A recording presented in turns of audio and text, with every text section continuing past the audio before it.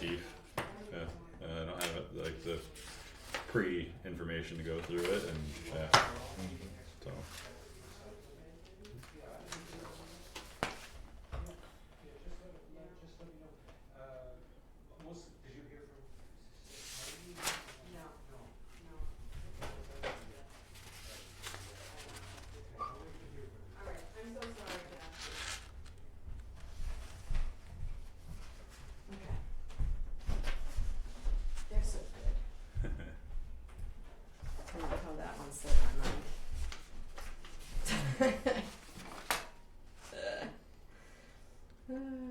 Yep.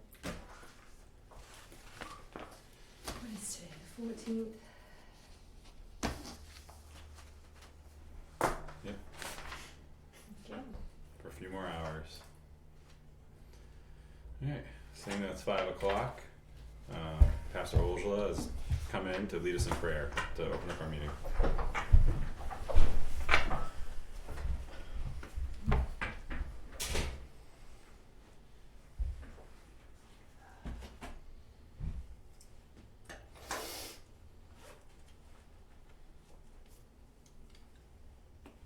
I'd like to read just a couple of verses from 1 Timothy here, the second chapter. I exhort therefore that first of all supplications, prayers, intercessions, and giving of thanks be made for all men, for kings and for all that are in authority, that we may lead a quiet and peaceable life in all godliness and honesty. We'll humble our hearts before God in prayer. Heavenly Father, our God and Creator, in Jesus' name we gather this evening, beseeching Thee and asking Thee, imploring Thee that Thou would be with us tonight here with the leaders of the town, the Selectmen, and that Thou would always be with them and direct their hearts and minds in their office for the benefit of the town and all the townspeople. And we pray for all of the departments in the town of New Ipswich that Thou would lead and guide for the safety of our people and for the enjoyment of the town and for safety in every way. So Father, be mindful of us as the leaders of the town who govern the town, that they might also be under the governorship of the Lord Jesus Christ. For the word tells us that the government shall be upon his shoulder.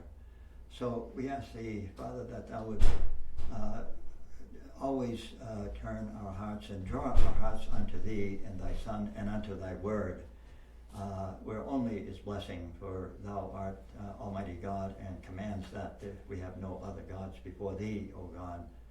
So we ask blessing and peace upon this meeting and wisdom to direct the town in all their decisions while they're in office, and that all in the town would serve with joy and happiness and blessedness in serving the town in whatever capacity they're in. So we pray, Our Father who art in heaven, hallowed be Thy name. Thy kingdom come, Thy will be done, in earth as it is in heaven. Give us this day our daily bread, and forgive us our trespasses as we forgive those who trespass against us. Lead us not into temptation, but deliver us from evil. For Thine is the kingdom, and the power, and the glory forever. Amen. Amen. Thank you. Thank you, Pastor Ojala. Now please, would you like to join us in honoring our nation with the Pledge of Allegiance? Oh, yes.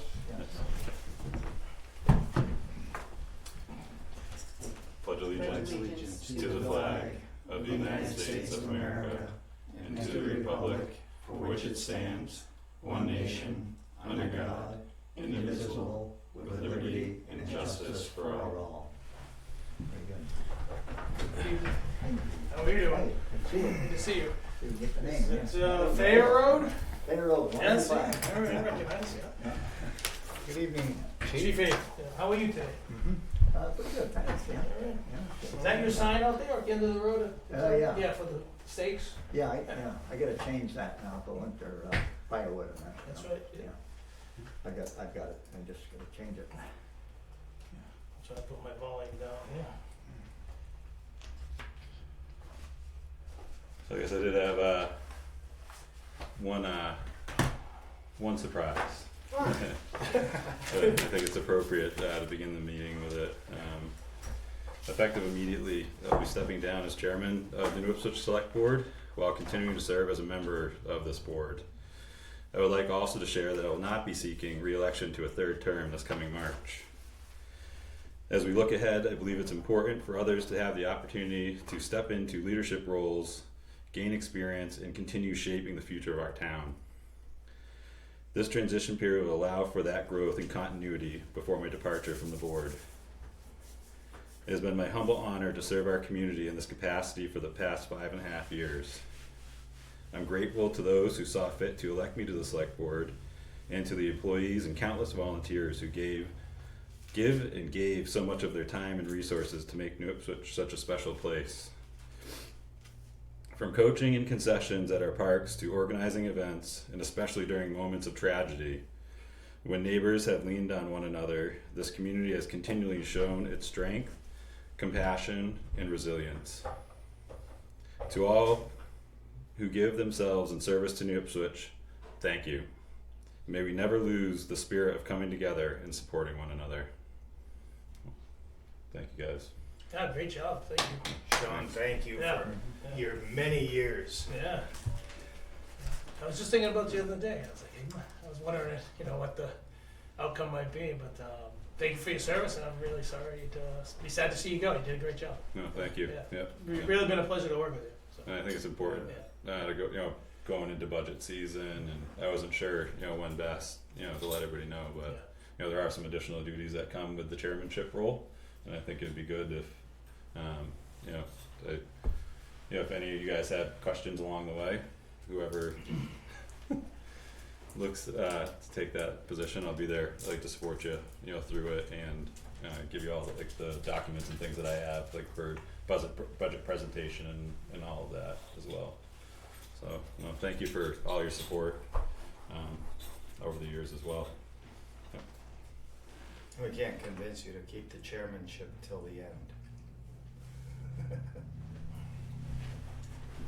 If that's, I wouldn't mind staying in that capacity, if you feel that it would, serve the community best that way, but I wanted to give the opportunity for one of you to step into that role, before we got too deep into budgets and the elections and stuff like that. Yeah. What's your thoughts? Don't have any. I was just thinking, can I just step out and come back to a different conversation? Yeah, thank you. Yeah. Me too. That's not what I wanted to hear. No. Nope. Oh, You can try your best. Yeah. No, it's really a good thing. First and foremost, in putting myself out there to take this seat, was term limits. Very important and crucial piece to this whole election and service to the community process. And it's great to have new people come in with new ideas, new ambitions, and renewed push, because it's a slog sitting up here at this table, so it's definitely If I read this right though, you're staying on until election time. I'm gonna stay on the board. Okay. Yeah, it was just I You was just relinquishing the chairmanship role. wanted chairmanship. Yep. Okay. If we let him. Yeah. So Yeah, I don't have an ambition to be chairman. I'm willing if that's what the board wants, but I think you've done a good job. I know you took it on with very little experience on the board, which was quite courageous of you. And you've learned a lot through the years. And so, yeah, I think it's good to have you as chairman, but however, and I understand that it comes with additional time compared to what we do. So I understand if you just flat out refuse, but it would be the additional time that would have me hesitating. However, I wouldn't refuse, and I don't know what Lou thinks. One of the strengths that you have is you came over here or came into this, or at least when I came in, you had quite a bit of experience with how to leverage what we're doing with the budget. And that's something that, like when we do the part about giving money back for tax relief, Mhm. you know, you've had that enough experience with that part of it that just overwhelmed me when I first heard it. And it's there's a lot of catch to it. There's a lot of things that could go wrong with that. And it would be nice if you could stay in for doing that or assisting one of us to get it right. Because so far, during the time that I've been here, which is what, 4 years now, you know, you haven't been wrong yet. Oh, I beg to differ. Jeez. Remember when he disagreed with me? Yeah. That one Oh, time. you're so easy to disagree with anyway. Oh, boy. So I would happy, to continue to serve in the capacity as chairman, but would look to both of you, I guess, to, draw you closer and draw you in Yeah. myself, like Sure. as we Yeah, go through things. that would be, and, you know, it may just come down that you and I take turns being the voice of reason, so to speak. Well, no, I mean, once he's out, I think it would either be you or I would be chairman, and I would be on my last year of my term. But if you would like to take chairmanship immediately, we can talk about that. Let's think about it All right. for a week or two, or more. Yeah, I think I wouldn't mind that. Okay. You good? Yeah. Awesome. Thank you. You're welcome. So, am I to continue as chairman for 2 weeks, or Yeah. yeah? So Yeah. here, I guess I'll listen for a nomination, and then. So officially withdrew the stepping down as chairman today. Yeah. Well, Yeah. he's, and if you don't mind staying there as we go through the budget thing, so that way we can both pay more attention to it. I'll stay through. Than perhaps we would have otherwise, or Yeah. have in the past. Alright. Yeah, I'll stay on for a couple more weeks, and I guess we can, have a greater discussion in 2 Okay. weeks once you guys, Alright. have let it settle in a little bit. But by Yeah. no means is the next step me leaving abruptly. It's like gonna stay, strongly through the end of my term. So Yeah. Okay, that'd be fine. in whatever capacity. So, thank you. Mr. Chairman, Yes, sir. I guess I can't add too much to your meeting, and I'll probably be going along.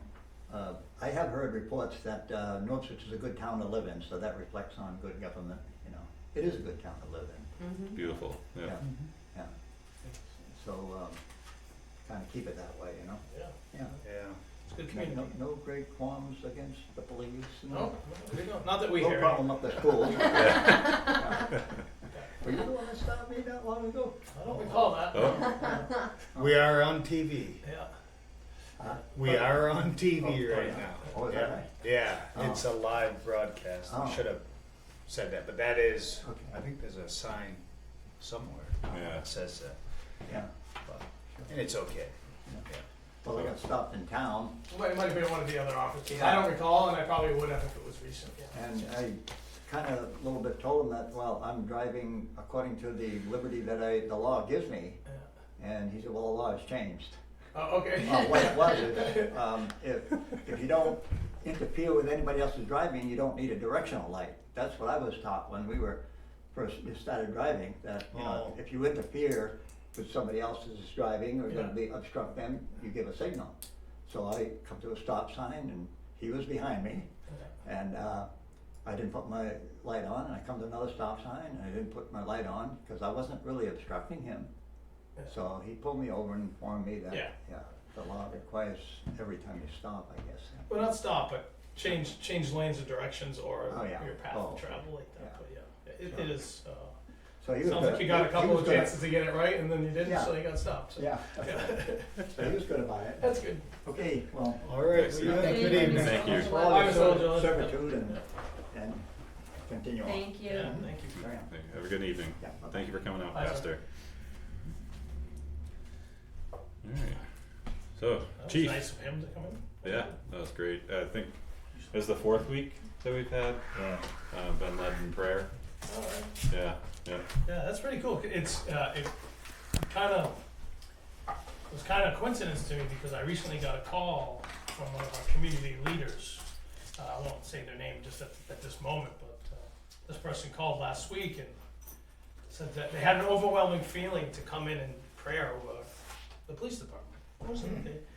And I said, we're 100% open to that, right? We could use all the help we can get, and some good prayer would go a long way. So this person and their spouse are coming in on Halloween at 3:00 to meet with the staff, all of our staff, to give us a prayer. wow. Yeah. So I Nice. thought that was like, this Yeah. is kind of like, what am I walking into? This is great. Right? Yeah, So it was. I wanted to share that little story, so I thought that was pretty good. That is. Yeah. That was excellent. Yeah, Yeah. could all use a little more prayer. Sure. Yeah, I'll take any help I can get. Recentering, Life yeah. is a journey, and it's on, there's ups and downs, and you just go with it. But prayer Yeah. seems to be seems to Yeah, it be was helpful. during the debating of the Constitution Yeah. that Ben Franklin, they were getting nowhere in their, they were deadlocked. Yeah. And So Ben Franklin stood up. And he was like one of the lesser religious guys there. yeah. And he said, we went through this war on our knees in prayer. And now we're doing this. And we have yet to invoke the Creator. Well, And who was the chairman there? I don't remember. George Washington? yeah.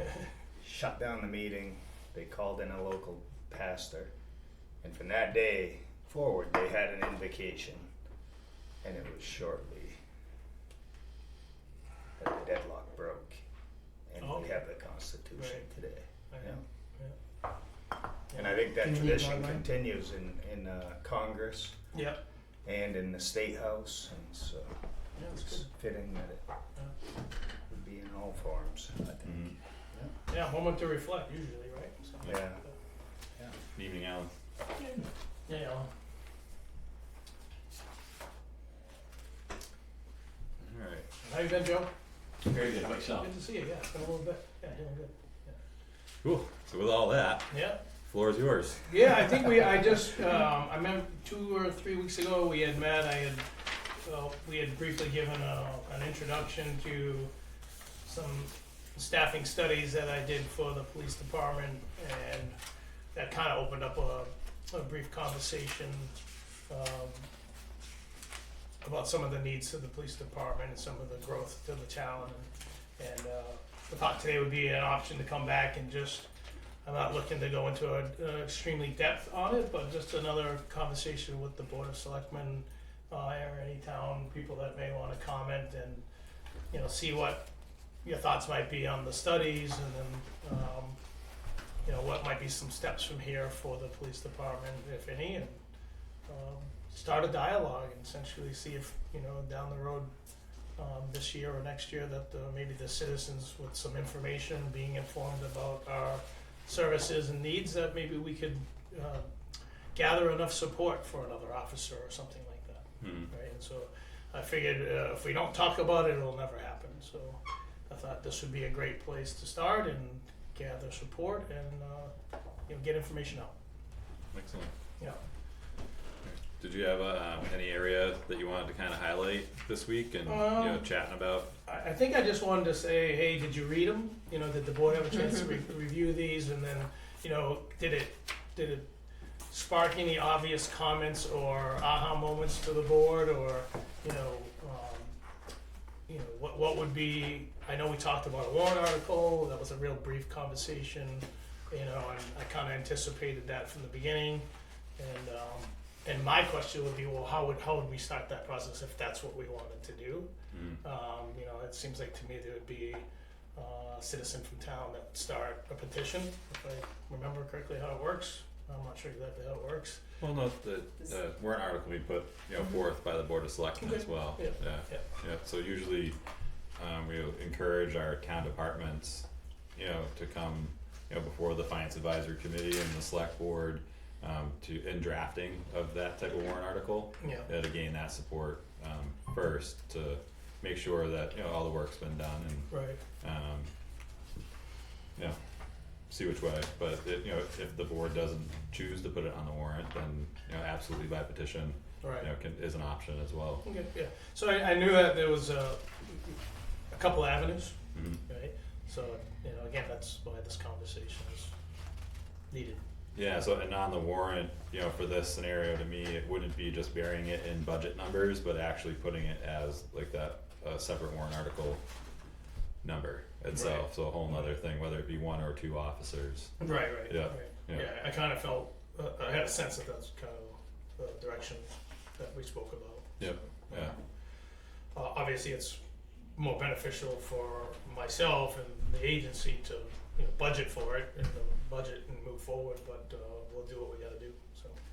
Yeah, so the benefit to, so, you know, not a lot of people take the time to really get into our budgets and all the information and things. So theoretically, it'd be pretty easy to, you know, add another line, you know, through the budget process and put it as a normal part of our budget, and then not have people understand what they voted for, Right. essentially. Right. So with this, you know, large of a change, because whether you're talking one or two officers, it could be, you know, almost, you know, $250,000 to $300,000 worth of additional money with salaries and Sure. training and all that goes into it. Yeah. So that's why like I just of the mind to separate it out, so that people understand, Right. you know, where some of that increase comes from. Yeah. Yeah. Understood. Yep. Yep. Yeah, I think they're. And it doesn't become a part of the budget until like that next cycle, you know, and you know, they're fully well aware of that, and then you don't have to go through it again. Right. Yeah. Right. Yep. Well, based on our last conversation, it seems like whether another officer is put onto a warrant or not, that your reporting system should be. Yeah, I've been hesitant on that only because I know that I've put our agency into, like I think I might have said, to 2 grants, congressional grants Yeah. for the software, and I don't know the time frame on those grants. Yeah. But I'm hoping that one of them comes through, and then we're actually going to get that grant funding for that for the software for the records management system. You know, potentially free or a 75% discount. Mhm. Yeah. So I'm trying to say, like, weigh that out. I think it's worth waiting a little bit because I have confidence that I think the grants will go through eventually. There is a way to word it that you just say up to. Right. Right. Yeah, and I think that is absolutely needed. You know, I'm just being hopeful that the grants come through and that Yeah. we, you know, there'll be little cost. There may be some incurred to the town, but hopefully little cost. But it would be, even if we purchased it outright, Right. it would be far less than hiring Oh, certainly. an officer. And if it cuts down the amount of time that they're spending and you are Right. spending Yeah. filling out boxes. Yeah, there's certainly a lot of Then data entry that's- and paperwork that goes along with it, but I it'll think never it's- substitute a you know, person on the road. I or understand investigating that, but it crimes. would, Yeah. and I think most everybody in town would be like, yes, Yeah. Mhm. it's more than twice as efficient. Let's get it. Right. you know. Yeah, because at least those shifts that we have covered now, would be, you know, in theory, the officers would be out in the community more. You would hope so, yeah. Yeah. And I think that, you know, I'm confident in saying that it would free up some time for sure. Absolutely. Maybe not twice as much. No, and you know, and with the growth of the town, and I can, like I said, if you read in the back reasons why, I made some notes. They may not be grammatically correct. They were more supposed to be notes. Quick reading. Just thoughts. It's the last 2 pages of the document. There's a lot of reasons, and it could be many more, that our staffing level, you know, needs to be augmented. And we are behind closed doors. We are struggling a little bit, right? Not that we're not meeting our burdens and you know, serving the community, but everybody's working at full capacity, right, at this time, and that we're not spending nearly enough time on training. Part of the big push in 2021 was law enforcement reform was the big topic, and on top of that, everybody says train the police, more training. Well, we're not getting more; we're getting less because we're working with less personnel. How we doing? And it's with the turnover that we do get, and we're getting new officers with zero experience coming out of the academy. Those are the ones that need the most training, and it takes years. This job takes years and years and years of experience to even get okay. It really does. Investigations are complex. They can be lengthy. We had a guy come in today with $100,000 loss. It's going to be a huge investigation, which could take up, I don't know how many hours. Yeah. Right? And I have 4 officers, including me and the sergeant, 2 officers that are working. Right? And then they have all these other responsibilities. So it's a lot. And we're trying to find a way to improve our productivity and improve the way we do business, and still keep up with quality service to the community. And with 100% certainty, we need some more help. 100%, right? And certainly, if we look towards growth in this town, which is happening, we are going to have to increase our force. There's no doubt about it. We're building new houses all the time. Population is growing. Calls for service are increasing, and that all takes manpower. It's part of the workforce that we need, and we want to do a good job, and we want to be able to do it with being competent and professional, and there's a lot of reasons.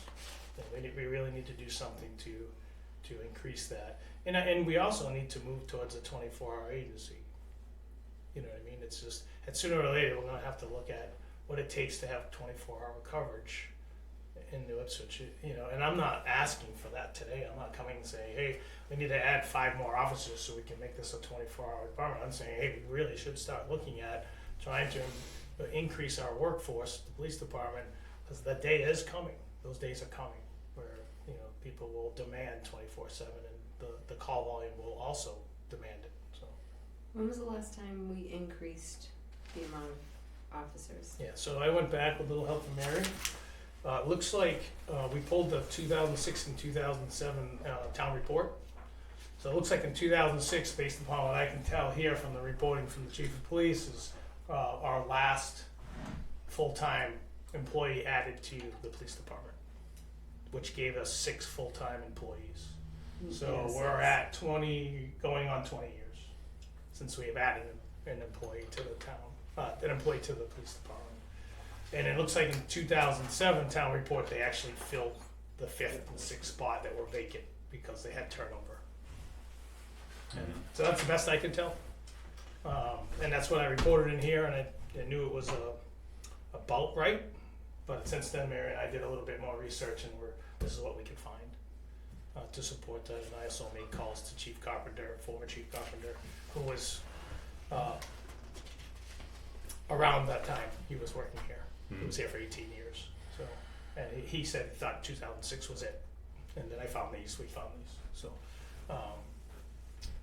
so we're looking at 20 years, coming up on 20 years before since we've added anything to our full-time staff, and an about average increase in calls for service from 2006 to 2023, which was the last time we were fully staffed, is 171% increase in calls for service. But the numbers do fluctuate quite a bit. They do, and I think Because there's, I look at like, and a lot of it I think is due to staffing, right? We go from full staff to missing one to missing two to full staff, and that's been a trend here for a long time. but what are the calls for service They would be represent? self-initiated, so police officers spend a fair amount of time self-initiating work, right? Car stops, business checks, community events. There's a lot of things that cops do that, or officers do to self-initiate. So there can be a great fluctuation. You could also have 3 cops on the force that are highly driven in one year, are out and they're motivated, and they could be generating a lot of calls for service. Or you could have the opposite and have 3 officers on duty that aren't very motivated, right?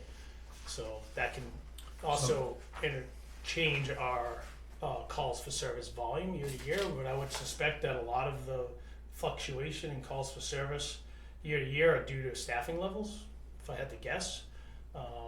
That would take a lot more research to try to find payroll records of when we were fully staffed and not, and I don't know that I have months. No, and I'm not asking for Oh, that. sure. I just was, when I read calls for service, my mind says somebody called the police. No, that's not accurate, yeah. We document everything, right? So So if we it's do a just police any- action, Any police action. correct. It And could so- be, checking a business at night, going up, doing a business check, which we do a lot of those, right? So that's we call it a community caretaking event, right? I don't have to by law. It's not a criminal thing to go check a business, but it protects the community, protects the business, and not only that, it helps the officer learn their patrol, right? They become familiar with the building by checking the doors. They know the address. It's got 4 doors on the outside. It's got 2 doors on the outside. The other side of that is Miss Smith's house. You just start learning your beat, what we call learning the beat. So it's a very productive patrol tactic. It keeps our officers out in the community and visible, and gives them an activity rather than just maybe parking on the side of the road waiting for a call or a speeding vehicle. We do stuff like that. We do business checks. We do vacant property checks quite frequently, which would be where Joe might go on vacation and say, hey, I'm going to be gone for 2 weeks to New Mexico. Can you check my house? And we might go out there every single night, walk around his house, check his doors, look at his, and all of a sudden, there's a broken window.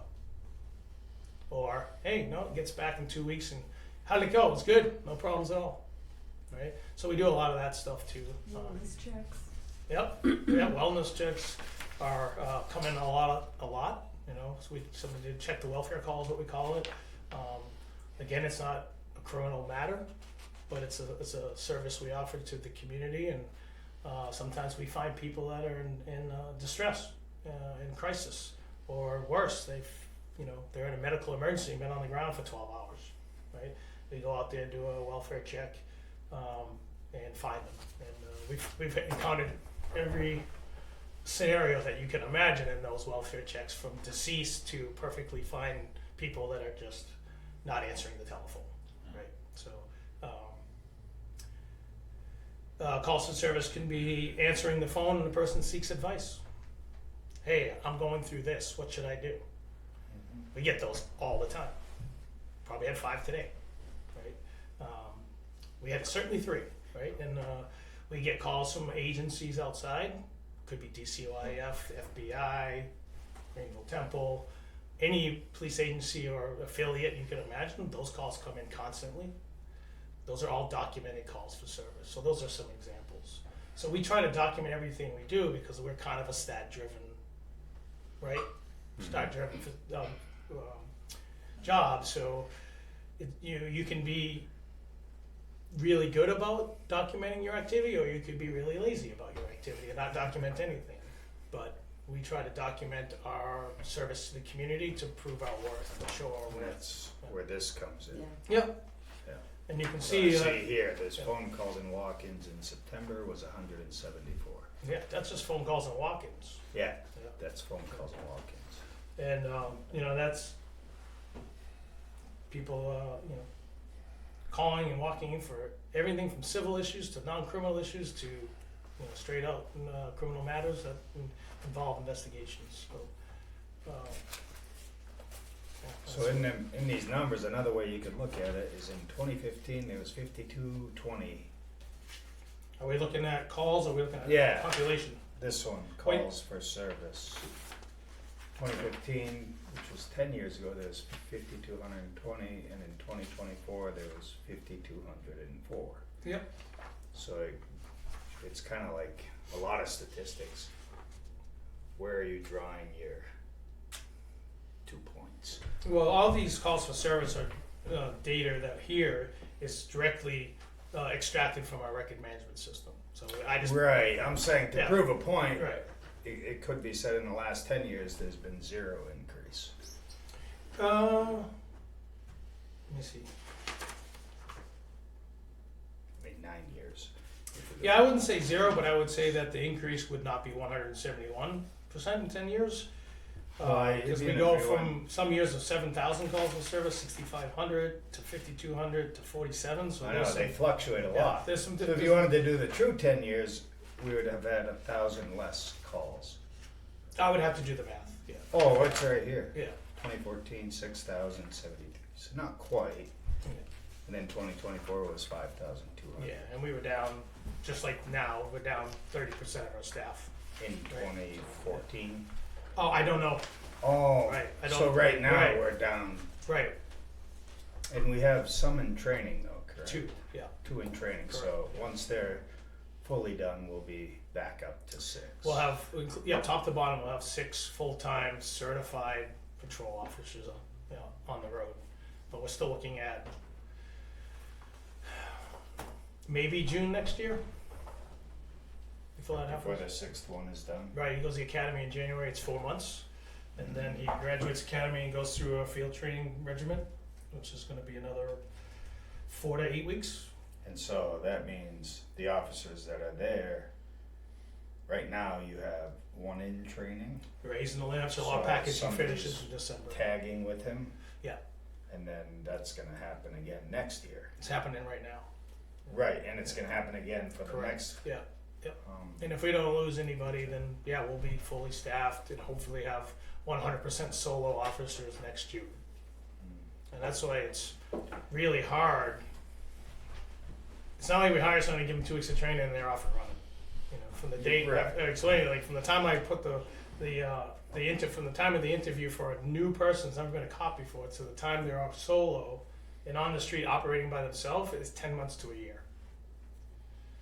So when I'm down a position, I'm usually down a position for a year or 2 before I get that up and running. Unless for some reason somebody knocks on our door who's certified and wants to leave one agency to come to our agency. But we haven't had that. Right? We're not seeing that. Be great. Because you give them 2 weeks of field training and they'd be on their own. yeah. Get familiar with the streets and our records management system. They already know the criminal laws in New Hampshire. So how is it throughout the state in comparable towns for solo?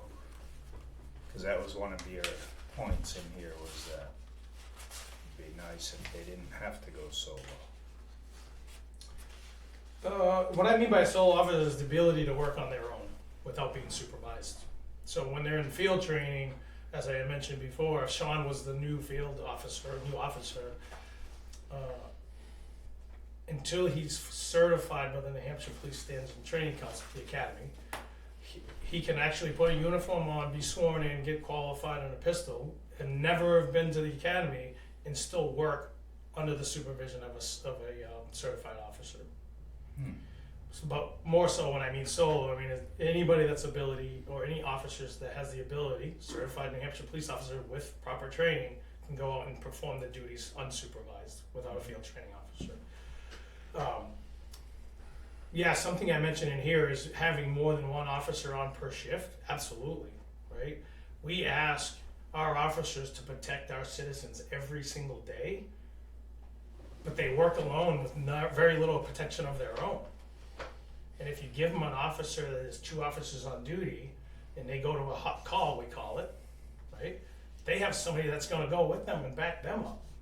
Right now, a vast majority of the time, we're going to these calls solo, we're calling for backup from Temple, Greenville, Peterborough, Jaffrey, and hope they have a unit available, and they're not tired. So is that common is what I was, Yeah, that's a. it's common here, practice. yeah, that we use what we call mutual aid. But I mean, in general, is it common that, say, Temple Yep. would have It is one common, officer? it is very common, yep. Yeah. Temple, Greenville primarily runs a single officer per Okay. shift as well. A lot of your smaller towns run single officers. My whole career, I started in Francistown 20 years ago, 21 years ago. You ran by yourself the whole time, right? It can be done. I'm still here, right? You know, and We're thankful for that. right, and you know, the reality is, scenes can be chaotic. They can be dangerous. We're not going to calls that are people have a problem with their transmission, right? We're going to calls that people are in heated battles. They're in conflict. They're in danger. They're being assaulted, and then we show up and we're dealing with 5, 6, 7 people on scene at a party, and we're by ourselves. And you try to take control. Everything we learn is what? You have to control the scene, if not somebody else will. Right? And to do that solo beyond 1 or 2 people is really difficult. So if there's 2 or 3 or 4 people involved in a scenario, you got to find a way to take control of that and hopefully calm the situation down and be able to do your investigation of why you were called there and if any crimes occurred. So that's really hard to do when you're solo. We've kind of pushed our way through that. We've been thankful that, you know, we're not getting hurt, and you know, it works, but we can do it better. Mhm. You know, like I said, I'm really here to you know, just show you some data. My data's not perfect. I'm not saying that, but it's a good job. It's a pretty solid study. And I backed it up with surrounding communities, just doing a straight ratio comparison to surrounding communities. And, you know, based on just my ratio, we're serving 46% more population than the 11 towns I polled. So we're not even close, right? It'd be a difference if I said, oh yeah, we're only serving 7% more population than the communities around us. No, we're serving 46% more per officer. That's no small difference. It speaks to the study that I spent a lot of time on. Not only did I do this as well, I'll show you a little comparison locally. Yeah, the one thing I don't see in there is the number of calls that the other departments. Oh are yeah, I getting. don't know. I didn't put that in there. I was just doing a ratio study on that one. Yeah. So I wouldn't know the calls, so I didn't know. The Yeah, calls. because I think I brought this up last time. Like, does our crime rate? How do they compare? Right. I know, like in New Ipswich, the Jaffrey, you can't really compare. No, I think they have a higher crime rate for sure. Yeah, and so that would translate in my mind to higher call volume. Sure. Yeah. So there's We a do lot live that on goes a- into it. Yeah, And I'm yeah. not trying to. Yeah. I'm not trying to belittle Yeah. what you're saying, Yeah. but just to get a grasp on Right. as many variables that. And I think the reality is that we do have a low crime rate in town. It's awesome. We have a very low crime rate. But the volume and the calls and the requests for assistance from the police department is still there, Yeah. right? And it's still growing. And do we deal with a lot of stuff that simply just isn't criminal? Absolutely, a lot. But we can't just pick up the phone like, oh yeah, no, we don't do that. We would have a very bad reputation very soon, and people would not trust us, and they would not support us in anything. We listen to everybody. We just had a call 5 minutes before I walked in here. A lady called. My partner, I moved out of the house, we're getting divorced, my partner changed all the locks on the doors. My sergeant just spent 10 minutes with that lady trying to help her out and give her advice and tell her where to go. He could have been like, not our problem, have a good day. But no, he took the time to work with that citizen and say, hey, here's your options. You can go to court, you can do this, you can have this. You know, I listened to the conversation when I was, and I was like, he put in way more time than he needed to. That's really good service, right? And I don't want to get to the point where the question is, Nutrition Police, is this criminal? No, well, we can't help you. Right? But there are times when you do have to say that. Yeah, sometimes when you have you to say, hey, don't call this for that. Right. Right? You do have to eventually put your foot down. There's people that abuse the system, if you will. Yeah. But the reality is, we deal with 5,500 residents at any given time. People call, and we try to give them the best service we can with the staff that we have. And the reality is, we're working hard, right? And yeah, right now it's worse. It's harder on us because we're down 2. We have 4 guys, me, the sergeant, 2 patrolmen, that combined have 4 years of experience trying to serve this community at a very high level of professionalism. And we're not quite there. You know what I'm saying? We're learning. Our guys are learning to be cops because they're so new. You know, that's not your fault, right? That's just where we are. And but I'm hoping if, you know, we've made strides, we've offered better pay, we've offered better benefits and incentives, but we still need help. You know, and we're gonna have to, sooner or later, this town is growing. You're gonna have to add officers to keep up with what's going on and to serve the community. I'm willing to go out and put on a public meeting and answer questions and promote my studies and put stuff on Facebook. I don't need to do that, right? But I'm willing to do it because I think it's necessary. But yeah, like I said, I didn't want to come here today and make it a really long, deep conversation. No, I mean, we gotta understand. Yeah, no, you guys have always been Appreciate you supportive, taking the and time, you know, it's just the conversation has to be started at some point, right? And I support what the board does always. You know what I mean? But it's my job as the chief of police to come in here and say, hey, we need a little bit of help. We haven't had a staff increase in 20 years. The town's growing, structures are being built, and traffic's picking up. You know, and it's not including how much traffic we see on the roads and the calls we get for traffic accidents and motor vehicle complaints and on and on. Those are quite frequent. And I think I told it before, when you have 4 officers working, I might get knee deep in an investigation. I'm the only one working, so every time the phone rings, I stop my investigation, answer the phone. Every time a radio cracks, I answer the radio. Can you respond to so-and-so? So that investigation's tabled, right? I just picked up another investigation, responded to that call. Next thing you know, my stat's this big. I'm like, when am I gonna get to it, right? So the ones at the bottom become stale. They lose their importance. They get pushed to the burner, and sooner or later, you just close the case out, unsolved. Why? Because you don't have the manpower, and that doesn't happen often in New Ipswich Police Department, but it does happen. Because even the victims, they go, okay, I haven't heard from the police in a while. I'm kind of over it, right? Time heals all, and luckily that gives us a little bit of a breather. But it's not always the best way to do business, you know. And yeah, you know, if we added a 7th officer, I'd really like to spend some time in developing one of our officers that has the aptitude and the want to be a detective. So when we get these important cases, I can have somebody that's highly trained to say, hey, here's a sexual assault. I don't want the 1-year guy doing this.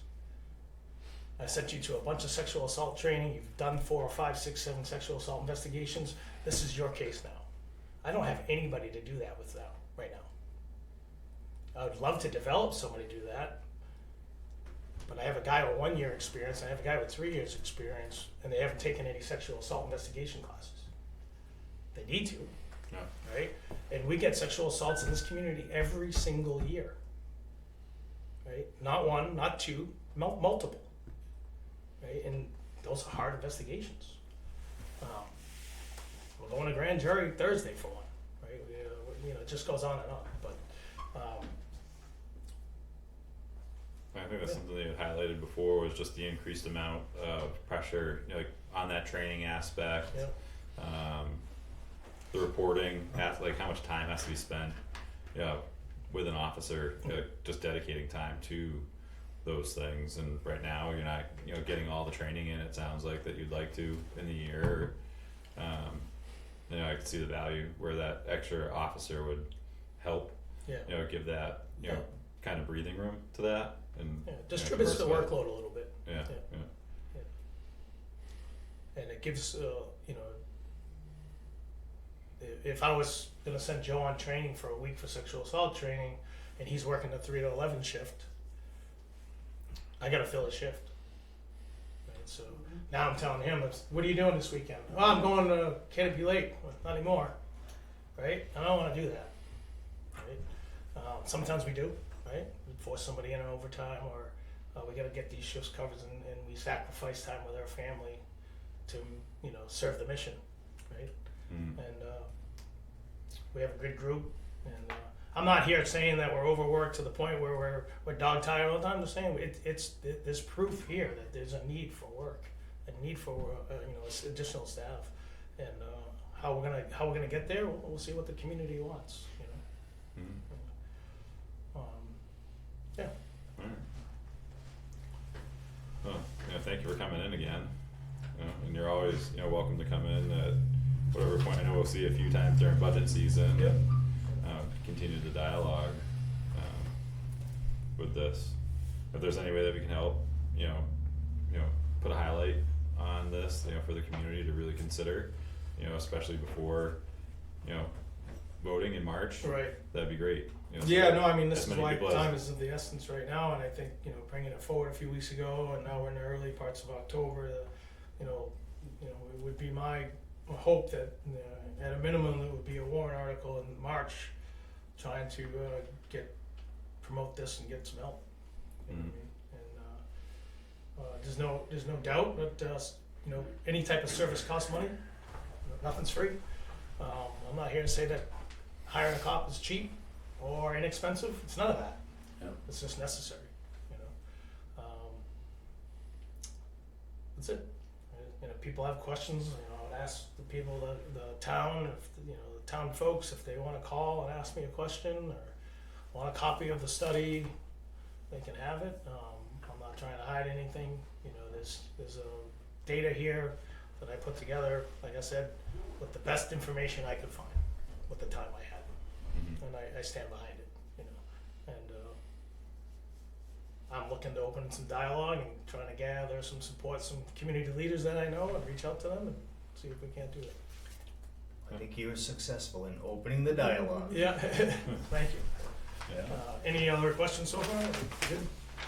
No, I definitely heard it, from both perspectives myself, people that would like to see even 24-hour service. Yeah. Why don't we have it yet? All the way to just one more officer, could we get one more? And I said, it comes down to you. And then there's, others that think that we could do with 2 or 3 less. No, Yeah, I agree. yeah, so it's I kinda- know. Yeah, I'm sorry to cut you off. Yeah, there's a that's lot. kind of like it varies, like Yeah. what the people's perception of what this community will look like going forward, Right. Varies greatly because of that growth and just the change in times, and so we'll see where things land. Yeah. Yeah. Yeah, I just need the support, and I'll need a little bit of guidance too from perhaps the board and the town administrator, how to prepare a successful warrant article, stuff like that, and what we should do to do that. So Mm-hmm. Excellent. Thank you, Chief. Other question I had real quick, AED. So we have 4 automated external defibrillators at the police department. We carry 1 in each cruiser and 1 in the facility. Keep it inside the police facility. We had one of our AEDs go down. We don't have. It's not going to be repaired. So my question is, does the town have a budget to purchase AEDs? I mean, I don't have a budget line for medical or AEDs. How did they get into the PD's possession? I'm not sure, but they were bought about 14 years ago. Oh. Yeah, 12 years. I think it was 12 years ago, actually. So we used the Phillips Heart Start, which is the same one I believe out on the wall here. So I just had a question about that. We deploy the AEDs quite frequently. As you know, we've gave accommodations for saving lives for our officers going out and deploying the AEDs and shocking individuals and getting heart rhythms back as recently as last year. So they get deployed quite frequently. If you don't have that, then I'll just probably buy it out of my budget, and that'll be just the way it is, right? You know? But we need to replace one, and they can range from $750 to $3,000 to get one. I think the Heart Start's around, the one we have is around $1,200. Yeah. And then the Zoll, ZOLL. I spoke with Wendy Ledger, the chief of the ambulance. Right now, if I put pads on somebody and the ambulance shows up, we got to take the pads off and put theirs on because their connection doesn't connect with their ED. I looked at the Zolls, and they're the most expensive ones. They're more like $2,500 to $3,000. But then that one would match with their AEDs and their pads, so that might be a smart progression over time, is to match the ambulance service, save time on scene. But just letting you know, that's a conversation. And I think those Phillips Heart Starts are kind of around town, and if memory serves me, some of them came in through different grants or programs from the state that I believe Meredith kind of headed up. Yeah, I kind of remember some of that too. I was Yeah, talking to there was Mike about conversation that. anyway. Yeah, yeah. Because I know that like the rec department had gotten one or two, or and then maybe even the schools. I can't remember where she helped distribute them, but you know, as soon as it was really like 8 years ago, I think I want to say, like there was some type of something. I believe there might have even been an annual program of some sorts. I don't know if it was ever kept up with, so it doesn't sound like because maybe like you know, if we could, any department that's utilizing the AEDs or has them, you know, it should be a more common conversation, I think, to be had, and you know, thought process year to year over replacement of those devices. 'Cause Right, I know- right. Yeah. I mean, there is a shelf life to them. They're pretty hardy. I mean, they take a lot of abuse. They last, you know, electronics usually last quite a while. And we've definitely gotten many years of service out of them. You know, we're at probably 13, 14 years of service out of these. So, you know, they're adorable, but they are necessary. But, Yeah. and I do like the idea that, like, you know, the one in the town office matches ours. You know, so it kind of conflicts with, do we go with matching the ambulance, or do we stick with the theme or the brands being used at the pool, the town office, etc. You know? Yeah. I don't know. I guess it's not really wrong or right either way, but Yeah. Look into doing the other ones one at a time. yeah, it might take 10 years to do it, but Yeah. By the time you get them all done, you gotta get a new one. they're Anyway, just wanted to bring that up because I just wanted to find out if there was something in the town budget to replace those or not. So I don't recall ever seeing a line for yeah. any kind of medical. So the DPW has a safety equipment line item. It's like $1,300, but it's $1,000 there, and that's it left over. So, Okay. but nothing else. You know, that groups. Yeah. Okay. Well, I do have an equipment line, and just AEDs was not in that talk or in that scope. But it could come out of there. So if you see a bill for an AED, that's what happened. So. Yeah. I figured if the town had funding for it, we'd use that. If not, then I'll figure it out. Yeah, I think it's just been each department, Yeah. and then you know, sadly it's newish, like to some of the other departments. You know, it probably should be more widely used and more widely supported, like as an annual program through the budget. So Do they have to be tested any at all? Like, I wonder if the one in here even.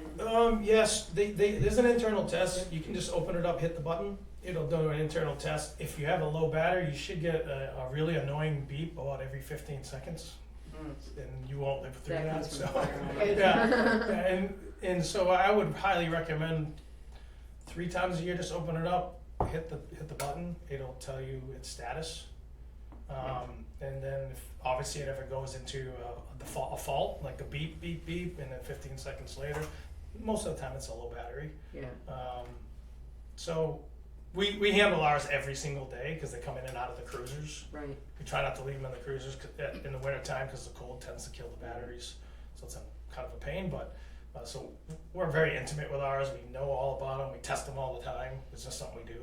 I just hit my shoulder on it every time I walk. Yeah. So that's all I would do. Just, everybody in the office, whoever wants to do it, just somebody walk by, open it up, test it, throw it back in the box. If you find a problem, let somebody know. That's Yeah. it. Yeah.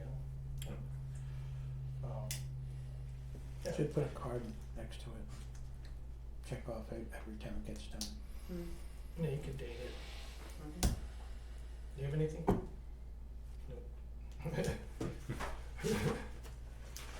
Yes, but no. Yeah, not prepared yet. Oh, okay, cool. No problem. Thank you, though. Thank Yeah. you, Chief. Thank you. Yeah. Thanks, Chief, for your time. Appreciate Thanks it. for coming in.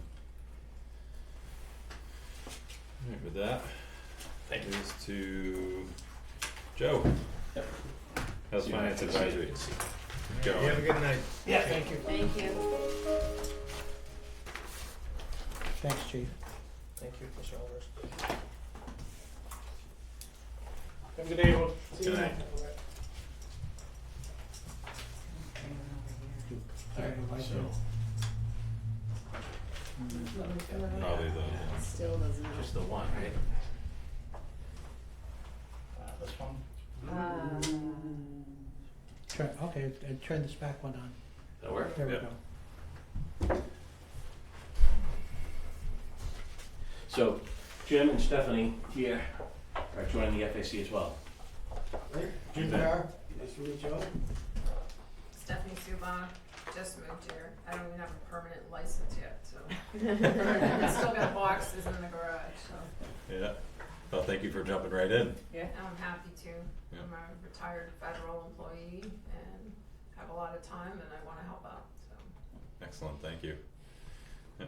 Jim, thank you for, Thank you. I'm retired also, 38 years in law enforcement, so kind of feel the chief's pain. But looking to help out Joe excellent. and the town. Thank you And so you can. much. They're already helping, so greatly appreciate it. That's awesome. Yeah, Very great. nice.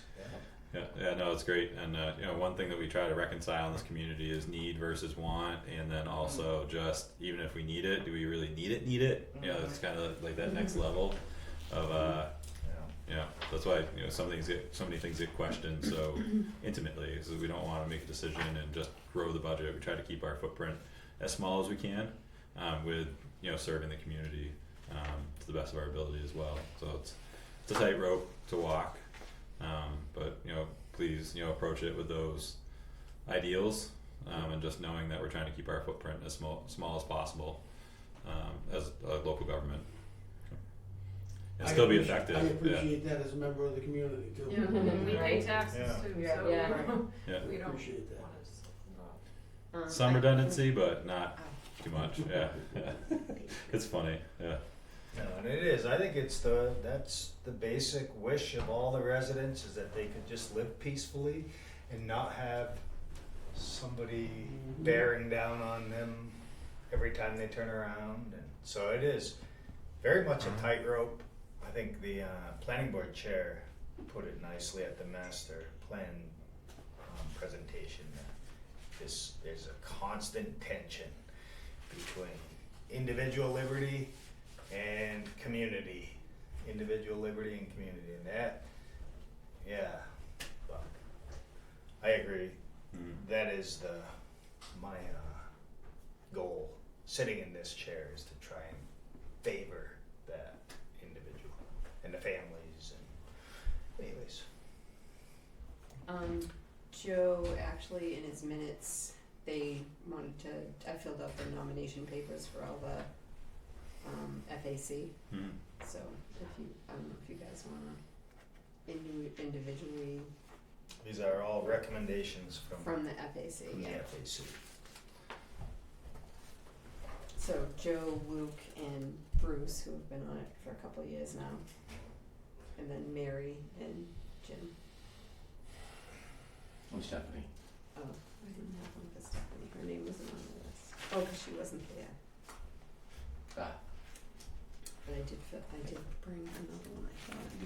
right on my desk, yeah, and I'll add Stephanie on.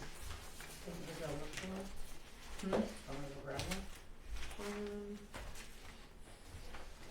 I think it should be right on the corner, I can go get it. On your desk? SUBOCZ. SUBOCZ.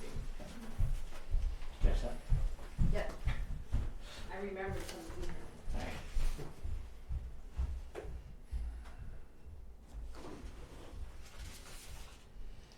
The last town I lived in, Maine, we had to fill out a whole application with a resume and everything else to To be on volunteer, the, to volunteer to do anything. Oh, yeah. Yeah. Yeah, try to, again, paperwork, don't really like it, so we try to keep it as minimal as possible but still effective. I was Yeah, I was a program manager for the Navy on Trident Submarine Program and the Missile Defense Agency, H's Ballistic Missile Defense. I'm a double E, like Joe, and as a basis of electrical engineering, computer science engineering, but managed a lot of budgets, hundreds of millions, and yes, I can manage down to the penny as well, I still have to. Oh, excellent. A lot of expertise with contracts, and I may be speaking federal appropriation instead of local dollars, but I'll learn to translate. Excellent, yeah. Down to the penny annually, so we might actually hit that zero-based-ishness. That's how I used to operate, Yeah. so we'll see. Alright, mhm. excellent, oh, that's great. Yeah. Sounds like you'd be a strong member of the team. I just wanna help whatever Joe wants me to do. Excellent, thank you. Do you mind if we go through these now, or? You can do that at now, the it's end? fine, yeah. Okay, yep. Looks like the FAC is recommending Joe Woodworth to remain on the FAC for another year. Bruce Rutzela, made that recommendation. I'll make a motion to approve Joe Woodworth for the term length of a year for our Finance Advisory Committee. Second. All those in favor? Aye. Aye. Then we have also recommendation for Luke Moran, who's a sitting member right now for an additional year. Is there a second? Second. Any conversation? Hearing none, all those in favor, please say aye. Aye. Aye. Bruce Rutzela, who served on the committee last year and is looking to renew for another year. We'll make a motion to appoint Bruce Rutzela to the FAC for the term of a year. Is there a second? Second. Any conversation? Hearing none, all those in favor, please say aye. Aye. Aye. And our clerk, Mary Passamonte, is looking to serve on our FAC as well for this next year, which is excellent. Thank you, Mary. You're welcome. Is there a second? Second. Any conversation? Fourth. Yeah. All those in favor, please say aye. I was gonna have conversation. Oh, alright. I'm just curious, are you on the trustees of the trust fund as well, I'm an alternate. as an Well, alternate? I'm an alternate on there, but I do bookkeeping, I guess. Is that an And- issue? Yeah, no, well, I'm just, like, Where do don't I wanna get see you divided? spread too thin.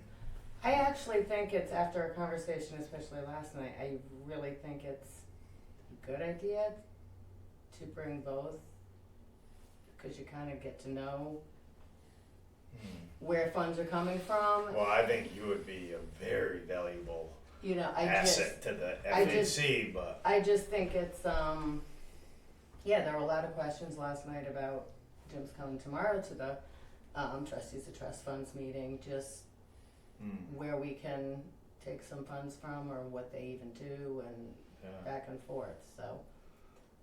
This will be at night, so it's not, it's not gonna be during the workday more I so, know, well, I just- you know what I'm saying.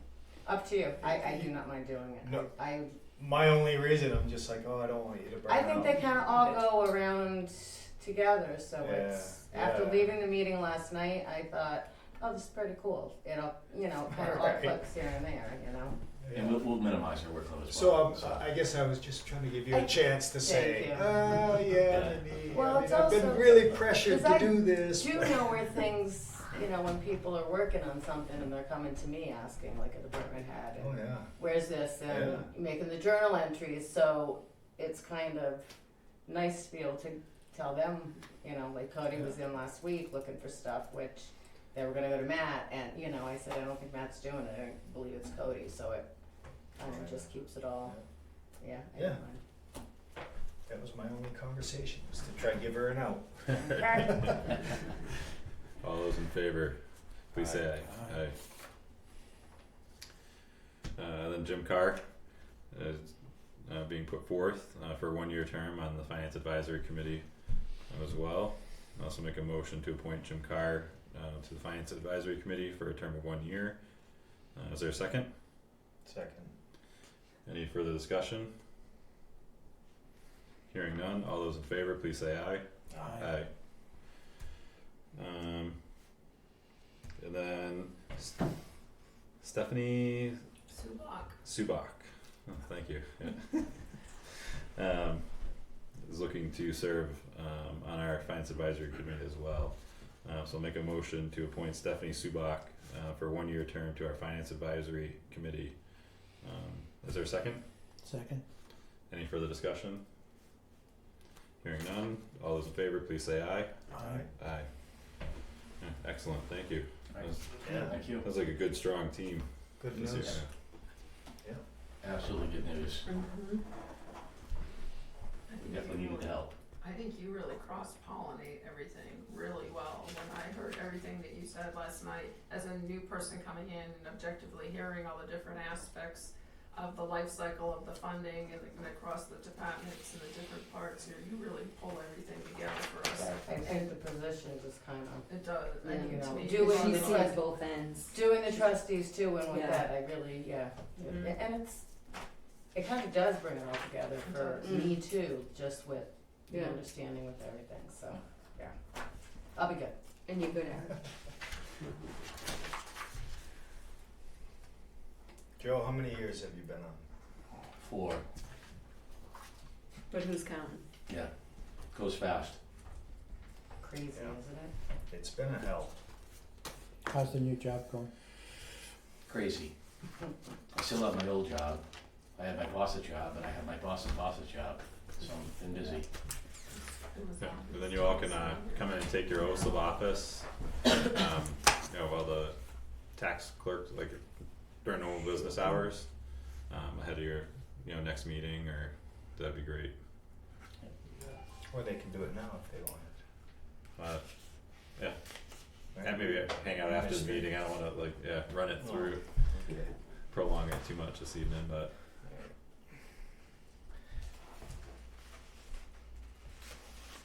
Flash back.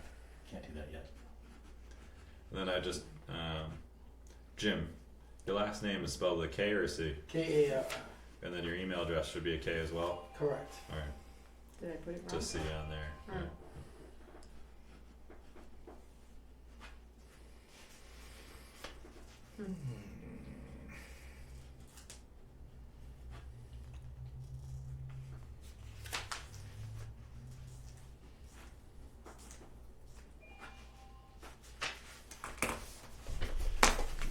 Thank you.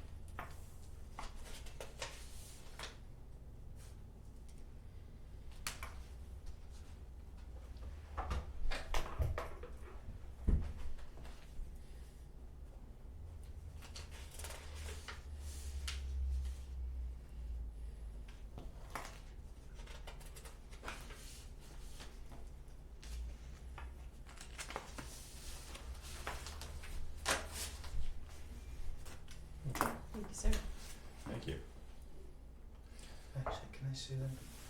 I'd like to write down their names. Mm-hmm.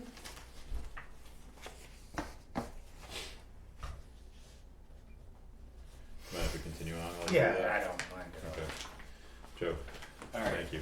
so, this is the quarterly budget review.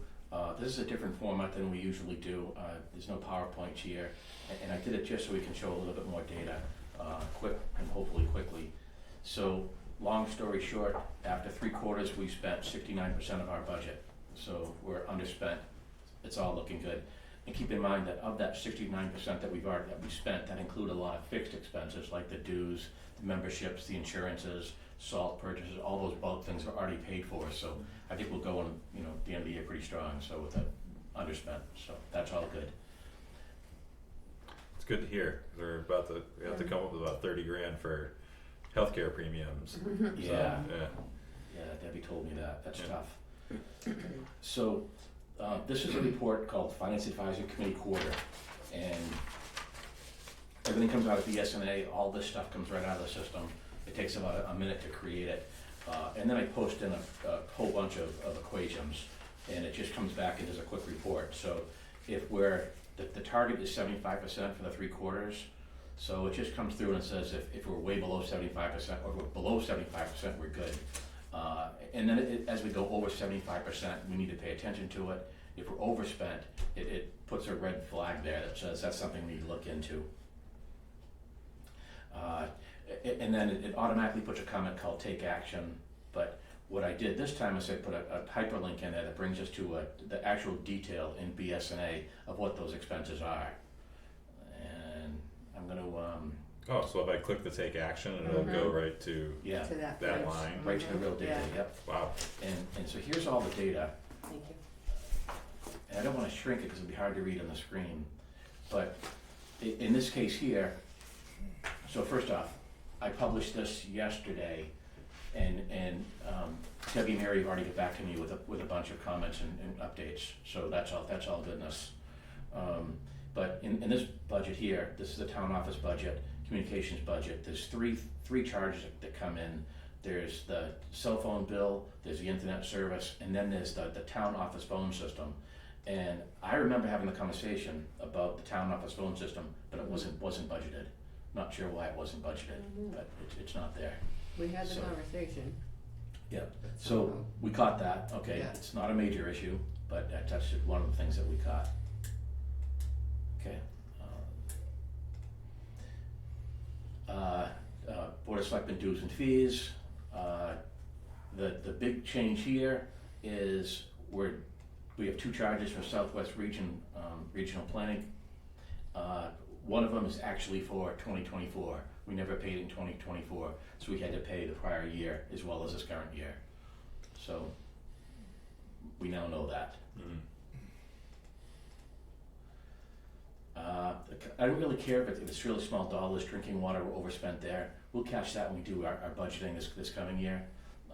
So I looked at that and said, yeah, I don't care about that one.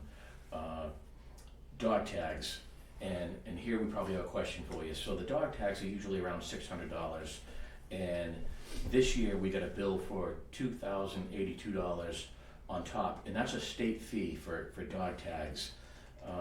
I think Debbie provided an account number, Mary provided it last night as well. I think this should have come out of a revolving account. Yeah, I've looked into It's a that more. revolving? It- It isn't a revolving. So there's a few accounts that money from, like, the town clerk gets for the marriage licenses and stuff, they go into one account. When we pay those, they come out of that account. The dog tags and the dog fees are 2 separate things. Yeah. So the dog fees, the money is going into Revenue. a revenue account just for that. But nothing comes out of it. So the state charges us a fee every So we year need to look at that. for dogs. For the state also charges a fee for marriage licenses, for all the vital record stuff. So they charge us. So part of the money that we collect for these things goes to the state as well. And I think we just need to look at last year's and who it went to. So that state fee was coded as dog tax, but it shouldn't have been.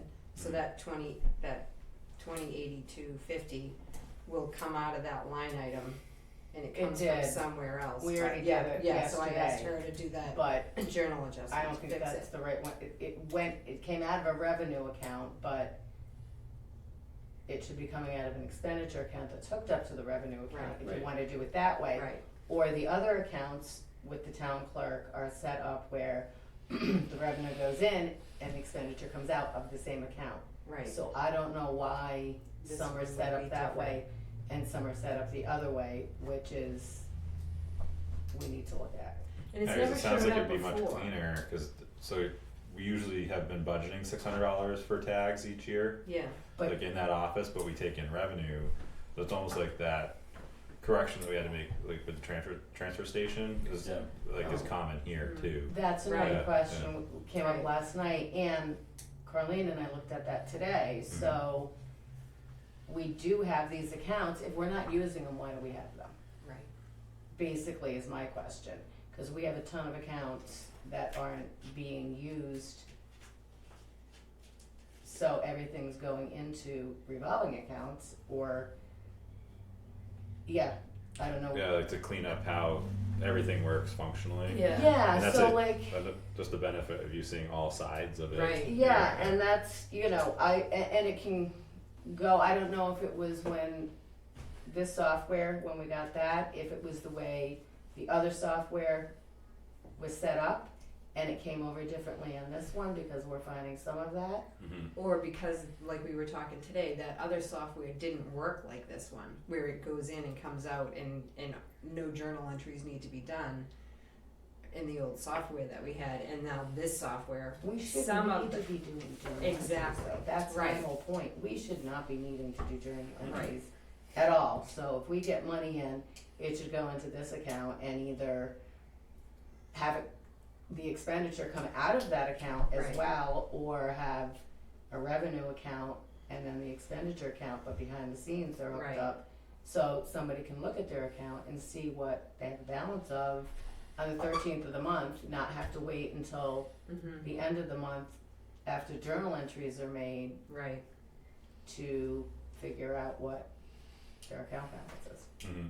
It should So- be instant. My question though is, it's never showed up before, we had this software last year, so I think it got coded wrong this year when we paid it It came out of that other revenue account too, and I last don't year, think it should actually. but it I didn't just, show up like this. I just pulled it on, Yeah. well, the only reason I really looked into it was because it came up last night and we looked into it, and Joe's like, we don't have an account for this, like, where are you getting this? And then when I went back today and looked, it's a revenue account, so Right. it shouldn't be, we shouldn't be taking stuff out of there. Right, We're not. So 3290 is a revenue account, Mhm. And there's a bunch of them. because registration fees, marriage certificates, all that stuff's gotta come out of Right. a revenue account. Right, but the 2020.1, 102 to 107 or something are all these liabilities accounts, but they're state. right, And those are the ones that have the money going in, and coming out, And and that's what then it this coming needs to out. be. and this one doesn't. But I found something else today for one of the bills I just got for conservation. Their annual dues, I don't know the account that's coming out, it's like the same thing. Mm.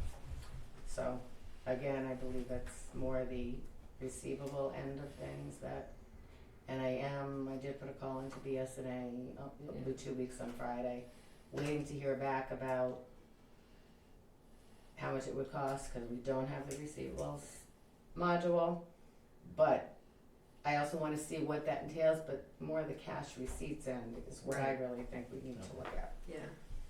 And a lot of it, like Mary was saying, is it's like behind the scenes software that make a lot of these things work and don't, like that should have never been coded to that account. And But it if we're should- taking in yeah. revenue for something, we shouldn't be budgeting anything for it. Correct. That's it. Well, no, we have to pay for the dog tags themselves. that's what that $400-600 is for, is to buy the dog tags. Mm. So we have to pay for those, that's the budget line. But that money is from the town clerk. When she does a dog license, it's $15 or whatever it is. So some of it will, we pay for that out of the budget of the actual physical dog tag, but the state charges us a fee for every dog tag we register.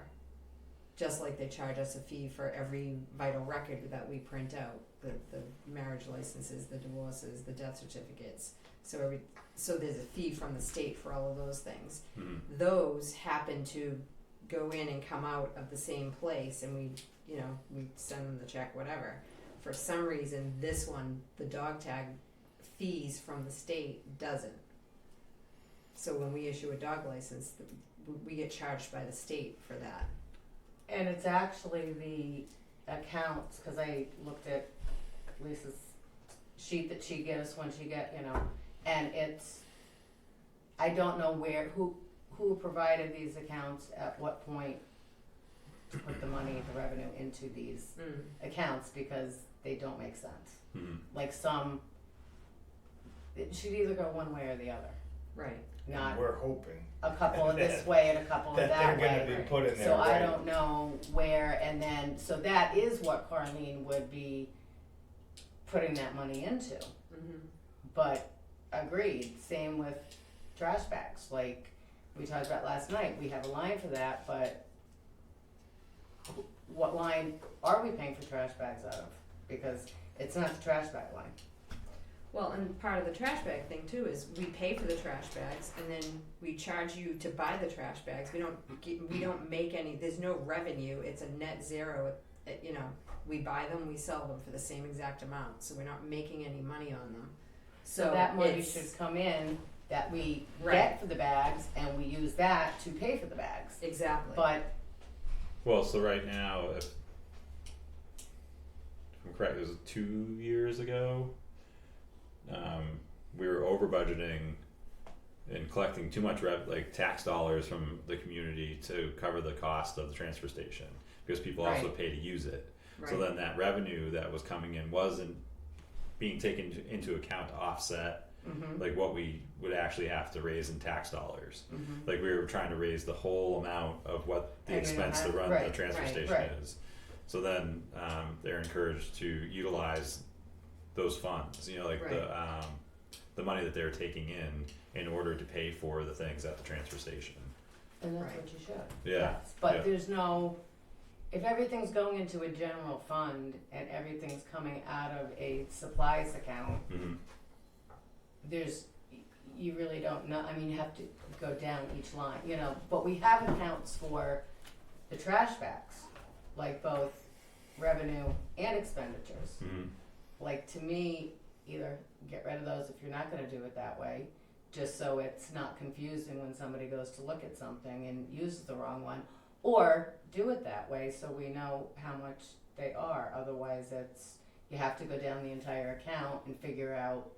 And it should still be a net zero as Correct. far as the trash bags go. Correct. Mm-hmm. So then it takes more work behind the scenes. To me, that's why you have these sub-accounts, so that you know what your balance is in those, and what you're spending or not spending, what you have extra. Mm-hmm. Otherwise, if everything's going into all these general funds, then there's no real record of of what things cost. You lose visibility completely. Yeah, you do lose Right. visibility, and you have to go down, and it takes a long time to look at these things, and and I think listening to some of them last night with the budgeting, I think transfer station, it was DPW, there's a lot of miscellaneous stuff that's just all into one thing, and that's where we just throw everything into one account when we get money in, and it just comes out of there. So if you're, if we're not gonna use those trash bag lines, then should we just get rid of them, So we also have at the transfer station the revolving, Correct. and now I believe that was set up to help with what they're doing now, or what they did this year. Right. Fixing And- the roof and. Do you remember the wording on that? Was that just for improvements, Is that what you facilities wanna know, improvements?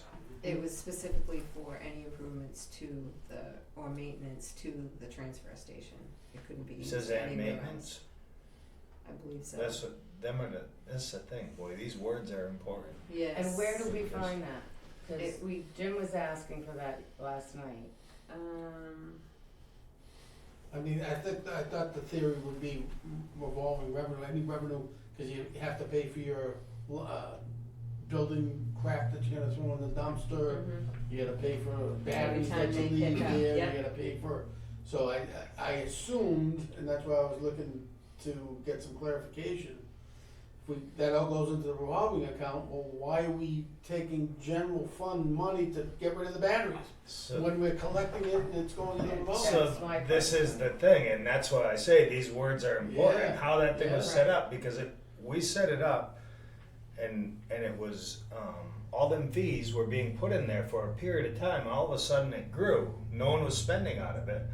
So then we said, well, wait, stop, because of the way it's structured now, with, like you pointed out, you know, we're budgeting and then we're expending and it all goes into general fund.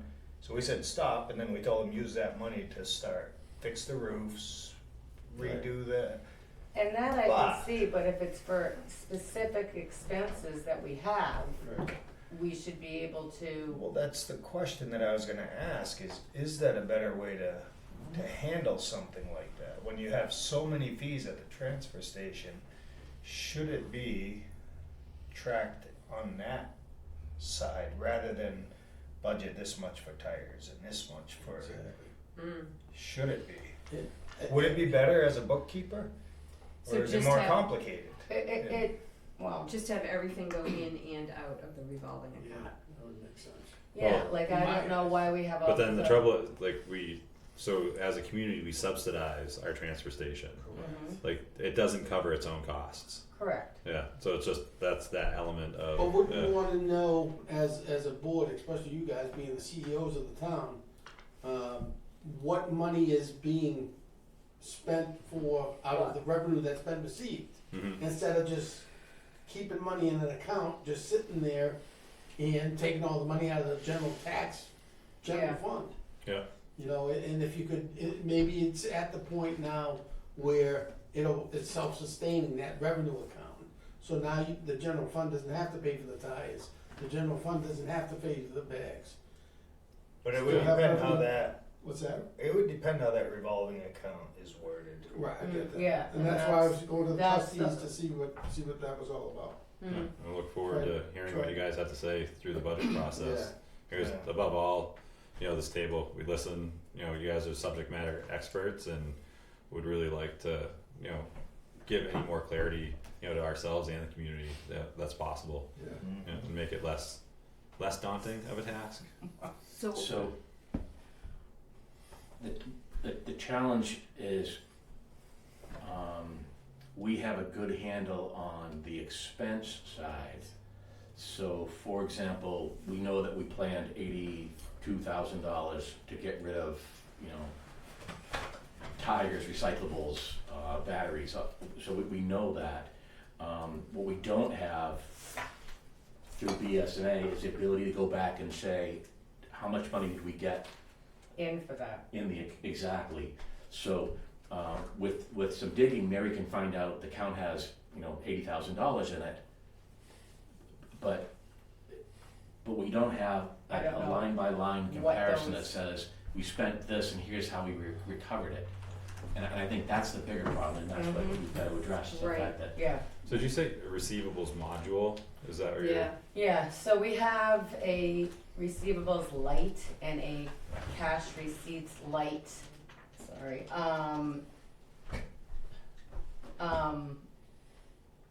little modules, but they don't cover a lot of the stuff. Like the whole receivables. And I don't know how much,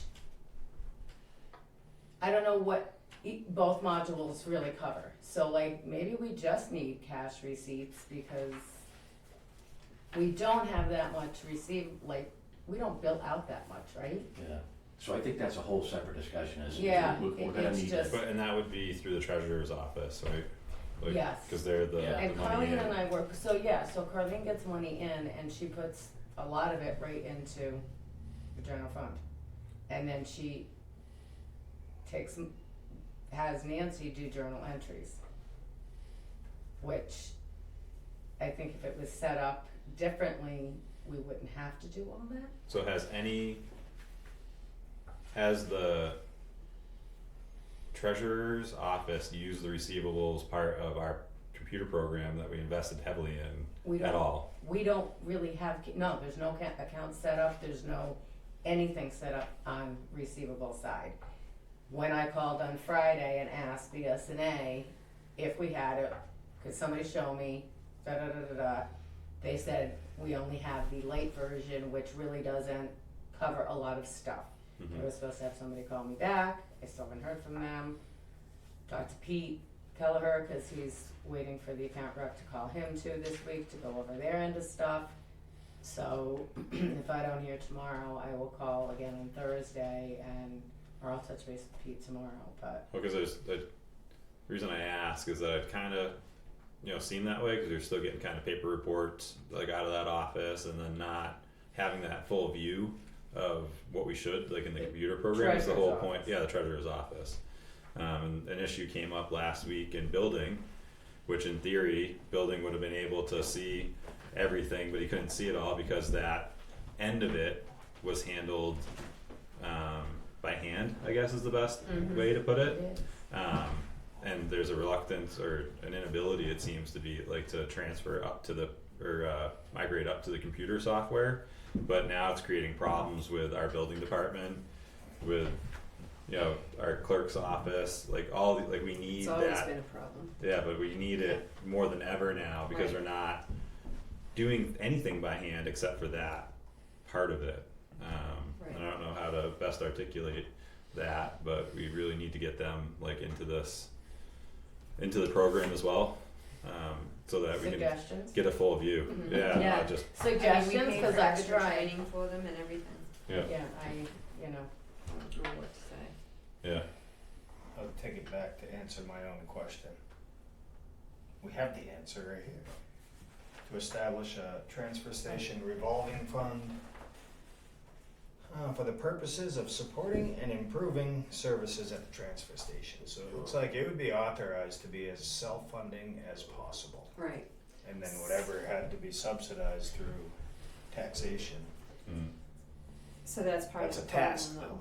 Cause you don't know, you don't know how many people are gonna get transfer station stickers, you don't know how much money you're gonna have Mhm. that people are paying for to dump metal or to dump construction material. And I don't think it's this way now, but it used to be, well, oh, hey, don't worry about it, you know what I mean? And Yeah, throwing a lot stuff, of transfer you know, stations, so you that's don't how get it charged, works, yeah. some people wouldn't get charged for something. I just want it on the record that I do pay every single time. You and me. Well, and that's been my experience And extra I pay. Yeah, but from a budgeting But, perspective, you could be yes. conservative and say that we're gonna recover $30,000 a year. Yeah. Of the $82,000 that we budget, 30,000 could be recovered. So you Right. budget $50,000, and then you have a system that says, we're gonna, Right, and have that money You'd have going to back assign into it the and revolving. make sure that the treasurer understands these fees are to be used Right. for tires, batteries, Correct. or whatever you get that. Or I don't know who has to understand that. The Well, that- DPW director, or who codes all these? So the DPW director would code them and Mary would But- pay them out of the I see. thing, but, so if we're gonna try to make it as self-funding as possible, do you,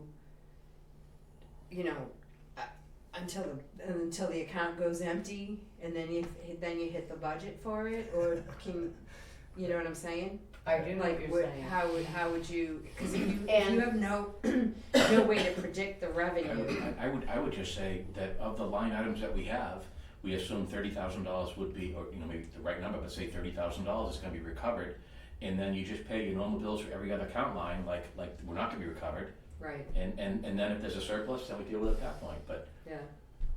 That's based on what we're history, trying to get away from, Debbie, is overtaxation. That's what I'm saying. Yeah, so it's got, there's a way, and you can be Yeah. wrong, but then there's other money, and that's where it comes down to this table having to potentially shift, money into a line, or like if Yeah. one, whatever, so that's how that's worked out. I understand Yeah, that, that's kinda what I was saying, Mhm. like do we, but you can't predict the revenue. Everybody knows that. Yeah. Yeah. So I mean, maybe we could do something like, I lost my train of thought, never mind. Sorry, I just don't want to, No. I can't, or we can't like predict things, like, we all know this going to the budget, No. but just not to have that be a theme of it, like, just let's find a way to best do that. Yeah. Yeah, And I'm not sure we can do that this year, okay, so keep in mind that we're recognizing that's a problem. Yeah, Right. Problem right now, but we haven't figured out the And I'm solution, still- and even if we get the software module, we still may not have the solution for that, so that's an issue, and we just take that back and say, look, we have to work that. And when we had the Mhm. revenue going into that revolving account, I mean, maybe we could take an average of how much we took in each of those years, and then we stopped putting in the revolving because Mhm. we It weren't piled using up it. pretty quick. It did. Yeah. So maybe we can just at least get a ballpark, Yeah. like you That say, would and be a then good- budget X amount less. Well, but we don't have the process that says that we're gonna be able to credit the what we're spending, so I would, this year, let's plan on doing the same budget process, the same expense process, understanding that we're hopefully gonna recover some of that, but until we get the fact that we have somebody's gonna enter those receivables in to a certain account that's gonna credit our expenses, until we have that process figured out, let's not make a change. Because that's the challenge, we may not figure out that process this year, mm-hmm. so even if we buy the module, we might not figure that out, so. And I think so I'm assuming the transfer station sends down Cash. the cash, whatever, but is there a sheet that Yes. it goes to each account number, or it just all goes right in? So, to my knowledge, like Steve wrote that program for Yeah. the computer up there. He sends every week he sends down a printout of how much they took in for it. I'm pretty each- sure it's everything is separated out. I took in this much for demo material. I took this But are much for they tires. associated to the account? To account number, That's no. what I still, Because he does. I don't think he even knows the account numbers. But That- but so we it's do just have a- that data from the back end, Right. then it's like, but it up in doesn't this get put in office, it's that not, way, yeah. so that's where I believe, and Right. again, I'm still trying to figure out my way around, like with Yeah. Arlene and finding out how to, she does all this. If I can understand the way she does it all, then maybe I can do it the back, well, figure out how to to do a it the degree, other but at way. the same time, she's gotta, come up to Correct. where we're at computer Right, and program, I'm not because it's saying making that. a lot of work for everybody, is what I'm starting to hear from multiple different committees or it is. departments. It is. Like that lack of the receivables being in BSNA. And what Steve has, they don't have BSNA up there. Right, so he just makes the spreadsheet. He does this every time they ring something in through the computer. It'll say what it's for. It's for demo, it's for tires, it's for trash bags, it's for stickers, But whatever. again, It's listed out. But then when it gets back here, it needs to have an account number next to it. Yeah. It's Good. not like Interware software that, well, just like we talked about with our escrow account, so if they get escrow in and Right. it just all goes into one account, so we have to figure out how much was for who, if you just had a Yes. sub account, it would hook it in, Mhm. Right. Yep. Exactly. so that's the answer. Great. Sorry, Joe, go ahead. Yeah, we were here for a second quarter review. Yeah, third quarter. Third quarter, I mean. Even though I think it does say second. It does say second, Yeah. but it's third. Does it really say? Oh, okay. Alright, so this is, planning board, I assume that one of the expenses was a dues, but it's not dues, it's actually remainder of the ARPA funds, So it wasn't ARPA though. So they didn't have any more ARPA funds. They did a mailing. Southwest Regional Planning Commission did a printout and a mailing, which equals that $829.90. But there was no more money left from ARPA, so it can't come from ARPA. That's what the note says. Yeah, It So- was. it was an No unbudgeted funds expense, left. Right. Mm-hmm. long Yeah. story short. Mhm. Okay.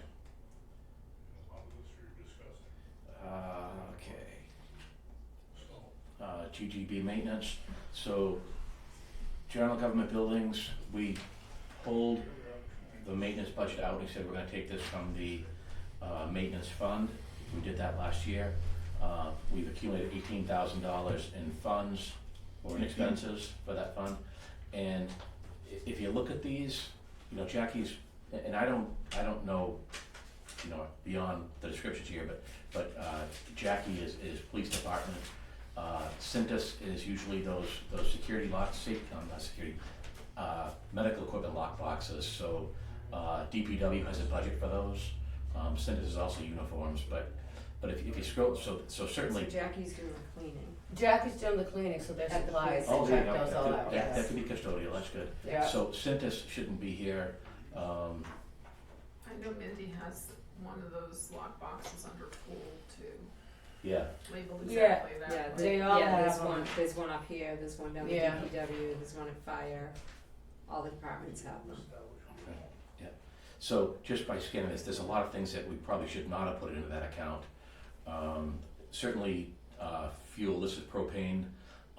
We have a line for propane, we've got a line for Monadnock security. So this account here, we probably should go through and say, this is just, Yeah, these accounts don't belong here, they gotta Yeah. go somewhere else. yeah, You know, but things like the overhead door maintenance, we should have left some money in that account to cover those types of expenses.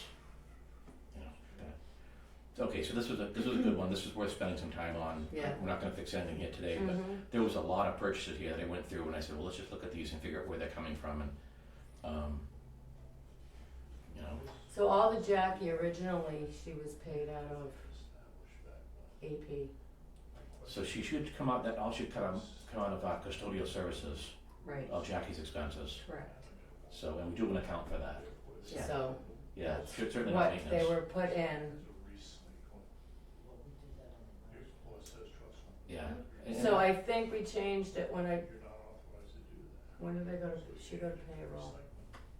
I guess it's still in the Yeah. wrong one then, huh? Okay. Alright, well, So anyway, this all of this is under the maintenance fund, which had Yeah. a zero budget. What was Exactly. the total that was, it was actually we a get little one? bit, it looks like it might end up being. let me just go back to this one, this is easier. It was $18,000. Oh, wow. So, but that is the one that we said, We're gonna let. we're gonna leave $1 in there and take it all out of cap reserve, GGB maintenance cap reserve, but we were tracking everything that was, so we know we can't do that next year and take it all out of cap reserve and And do I don't the think the dollar plan budget, was- but they wanted to track it. Yeah. And then at the end of the year, we're gonna do from the trustees and transfer it, I see. yeah. So that all that money will be paid from the capital reserve. But there are some But- items in there that don't. Yes. That don't Correct. belong there. Yeah, It looks like a lot of them. yeah. I mean, like the garage door, the $400 door, you probably shouldn't even call that building improvement, that should probably stay in the maintenance budget. But, Right. you know, so we should have planned for things like that and we didn't. Yeah. Can we just scroll down? Police maintenance. Okay, I just wanted to highlight, this is a big expense, $8,000 for police maintenance. Unplanned, Yeah. nobody can predict that. That is what it is. That's, Mhm. you know, that just happens.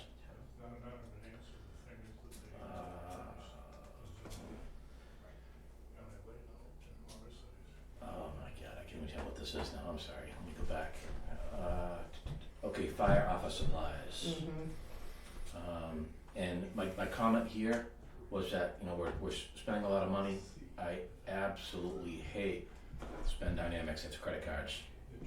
So, and that was my only point, to say, hey, I don't have the ability of looking at what they're purchasing. So that's who we paid. So if you're in the BSNA software and you can drill down on that on that payment, then you can see what it was. But On spend as for, dynamics. yeah, so Spend Dynamics is the credit card. So anytime we put anything on that That's how it middle comes line up. description is the payee. So whoever the check's written out to, that's how it goes in there. But I did pull all these with Cody Friday. Good. And he was gonna talk to Dan and Pete, I guess, and Yeah. see about moving a couple of them. Okay, Most of them were really legitimately supplies. legitimate supplies, Yeah. yeah. Okay, good. The Conway, And the he's auditors trying to get always rid of check that completely too, by the way. because he said they shouldn't have paid it, but that's, when I started and Matt, we went back and forth and Matt just did get, they just said pay it, cause Yeah. it was like an old one, but then they got rid of them, so. Cody was gonna go fight with them. Realistically speaking, it's still only $1,500, so they went over $750. It's not earth shattering.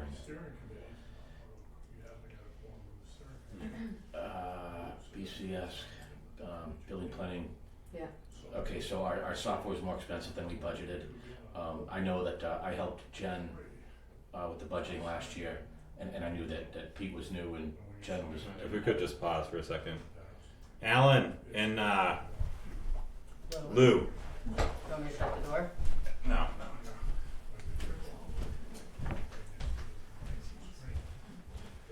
Sorry to interrupt you guys' meeting out here. If you could, just take it down to the end of the room because your voices are carrying in. Yep. Thank you.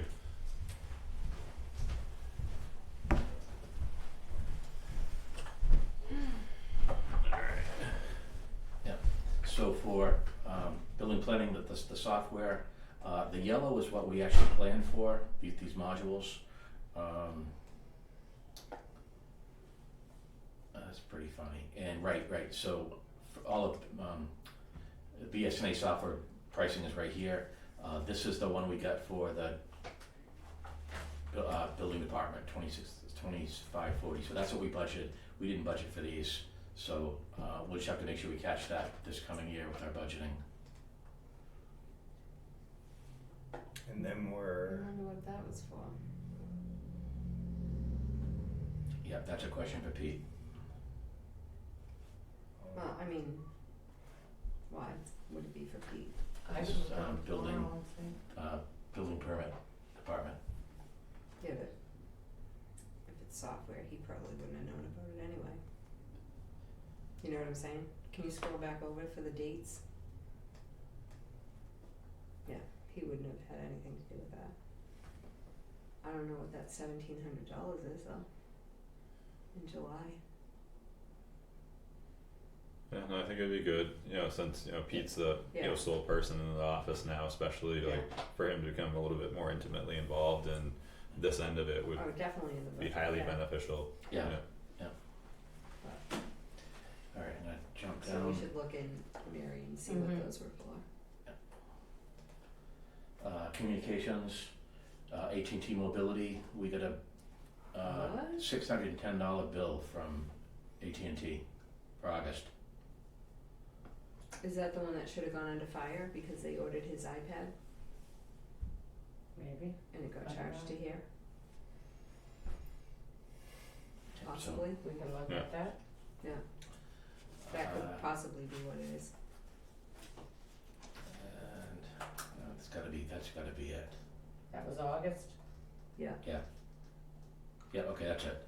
So those are the ones I wanted to review. A lot of these other ones like pool supplies, I looked at them, everything's reasonable, it's nothing glowing.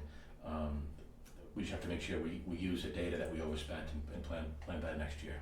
And it's closed for the season, so it's not It- like there's exactly, gonna be yeah. any more Right. charges Yeah. to it.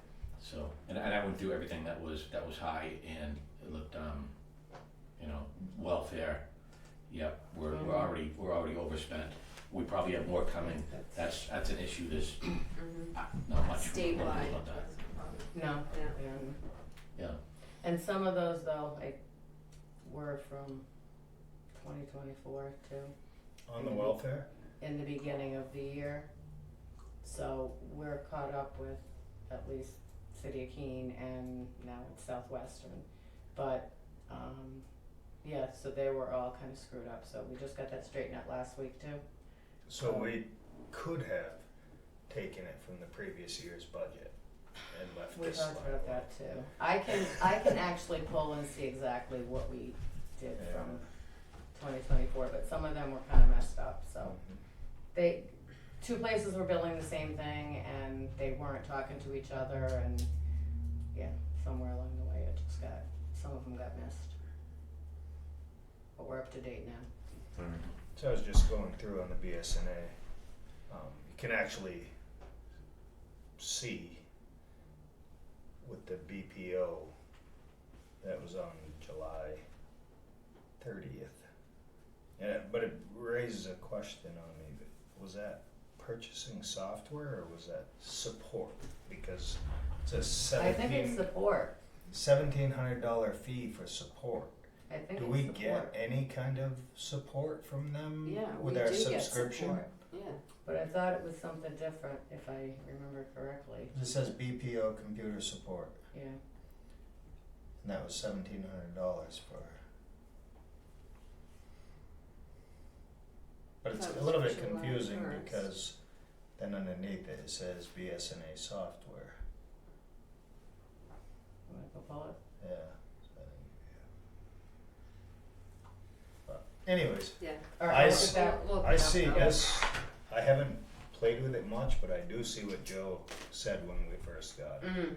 Like just a little bit, and I can assure you, I have spent maybe 3 hours playing, but I can do that. Mm. That's impressive. That's to me, impressive.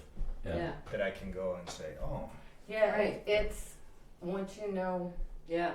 yeah, but even There's that it too, assembles all if we could these gear it things. towards just us, like, so there's too many reports, too many, you know, Yeah. like, we There's don't so need many. Indiana stuff and whatever. Yeah. Yeah. But once you do know which ones you get and where you're going, and you can click on that to find that, and it really, Right. It is And you can fantastic. drill down and Yeah. yeah. it's, you know, It took me minutes to create this report template, and I've used it for 2 years now. So you know, I just said, I don't care about all these other reports, here's what I want, and I made this report template, and now Yeah. Right. it takes me a couple of minutes to Yeah, paste it, to download it into Excel, and then I copy and paste 3 columns, and it builds this whole report in a matter Right. of just so seconds. when you build those amazing. reports, do you send them to people through BSNA? No, No, and because that you was can what I do had. that too. so I wanna add my calculations on there to see whether I'm high, low, or I want the pretty colors Yeah. on there, cause, But yeah, you know, you can, like, if you make a monthly report, you can just put the people you want email to when it's done, and it just No sends it kidding. to them. Yeah. Oh, that would be We're working on that. Yeah. Mm. First But I we- had First, we need the reports to be Mindy correct. had Yeah. walked me through creating a report for me myself, and we just titled it BOS report Yeah, yeah. because you know my next question, Joe. What's the bottom line? How do we do? How are we doing? Oh, that's where we started, That's Jason. That's where we started. So we're 69%. 69%. Out of 75. 75, and you Okay. paid already a lot of annual fees and dues that are, you paid up for the year, Subscriptions so. and- Yep. so we're good. Sorry We're for okay. missing that. No problem at all. No, we usually get to You were about this signing the time of the papers. year, and the departments do fairly well, because they know that the unforeseen can happen, Mm-hmm. so they're very conservative, like up and through, like to the point. So that's the other challenge is once we get towards the end of the year execution, that only things that were budgeted for hit that, unless their needs, like the repair type stuff. But just to make sure that everybody stays on track, but everybody's done pretty good. Self-policing or self-governing over their budgets, Yeah, because each definitely. year we are able to give back a Yeah. considerable back amount to the community. And I will say that this is the best I've seen it, so we're definitely Is it moving in really? the right direction. Oh yeah, in terms of errors, the errors are way down compared to a year ago, Mm. even better than 6 months ago. These are, I'm spending more time looking for errors than it was before. They were glowing errors, and now I'm spending more time looking for them. So yeah, we're definitely making big Excellent. improvements. Yeah, Yay. definitely. Yay us. Everybody. Yeah. Yeah. Yay, Time Mary. lag. Time. And the others, Well, so yeah. we 100%. talked about last night too, so like, I am gonna But a big ask department heads too to like look through their lines, like for their fee line, and if, there's $500 and they're not supposed to have anything, like in November, make sure you paid all your annual stuff, so that it's not coming out of next year's, it's coming out of the Mm. appropriate year. Yeah. I think another reason why that happened is everyone slowly getting used to this software. Yeah. Yeah. So. Well, and there's a lot of times that invoices come in for 2024 but they don't come in till 2025, but the department heads need to make sure they put on there, is 24. this comes out Yeah. of 24, I was because there's a referring to window. Joe saying that there was less errors. Oh, I'm yeah, saying yeah, another reason for that Yeah. is that people are slowly getting used to this Yeah. new stuff. yeah, I agree, So it is a kudos to everybody. yeah, Yeah. definitely, Effort. Definitely, Yeah. much better. cool, Thank thank you. you, Joe, Okay. it's only 7 o'clock, good job. Good report. And good thinking. Huh. I mean, brainstorming, like how can we make this Oh, better? I yeah. like Yeah. that. Yep. And if you guys don't mind, while we still have you here, just if we could get into that school care payment that we're looking at, because that's a big unforeseen. Yeah. Was it 27 or 37,000 that they're looking for? It's a lot. Yeah. 27,732. 28,000. We have school care for health insurance and And then if you can talk to everybody, like so that the So community knows. too. they didn't, bills were higher than what they anticipated, so they're billing everybody that has school care. Concord, I think, was 2 million, they're getting million. billed Yeah, 2 million. I saw a million. Or for the maybe a Concord million. School district. I Yeah. thought Concord was 2 and Maybe. somewhere Could be, in however it is. Yeah. It's a, Dartmouth or So- something was 1 million, but, so everybody, they broke it down, how many employees are They on tried it, to do a prorated share. to do a prorated share, so that's where we're, and that is that. because it's like, I don't know the proper terms, but it's almost like a co-op or a union. So Yeah. when you join, you don't just, it's not like Blue Cross where you pay and get a service. Instead, you become a member, and so now you're liable for, that's how I understand I it. think they need to have it, got passed that they need to have a certain reserve. yes, it wasn't their fault, They it didn't was, have the reserve that they needed to be doing this, so to get up to that reserve, they need to take this much money from everybody. right, But isn't it structured that way, like differently? It's more like a union of towns. I mean, I don't know if Are I'd you call following it this a discussion? union, Me? You as well? Yeah. Okay. I don't know if I'd call it a union, I mean, Somehow, I mean, it's More a of a pool, like a it's a co-op. pool, A pool, A yeah, pool. there you go, that's Yeah. the word. And Yeah. like Yes. cooperative pool. Yes. it's like exactly.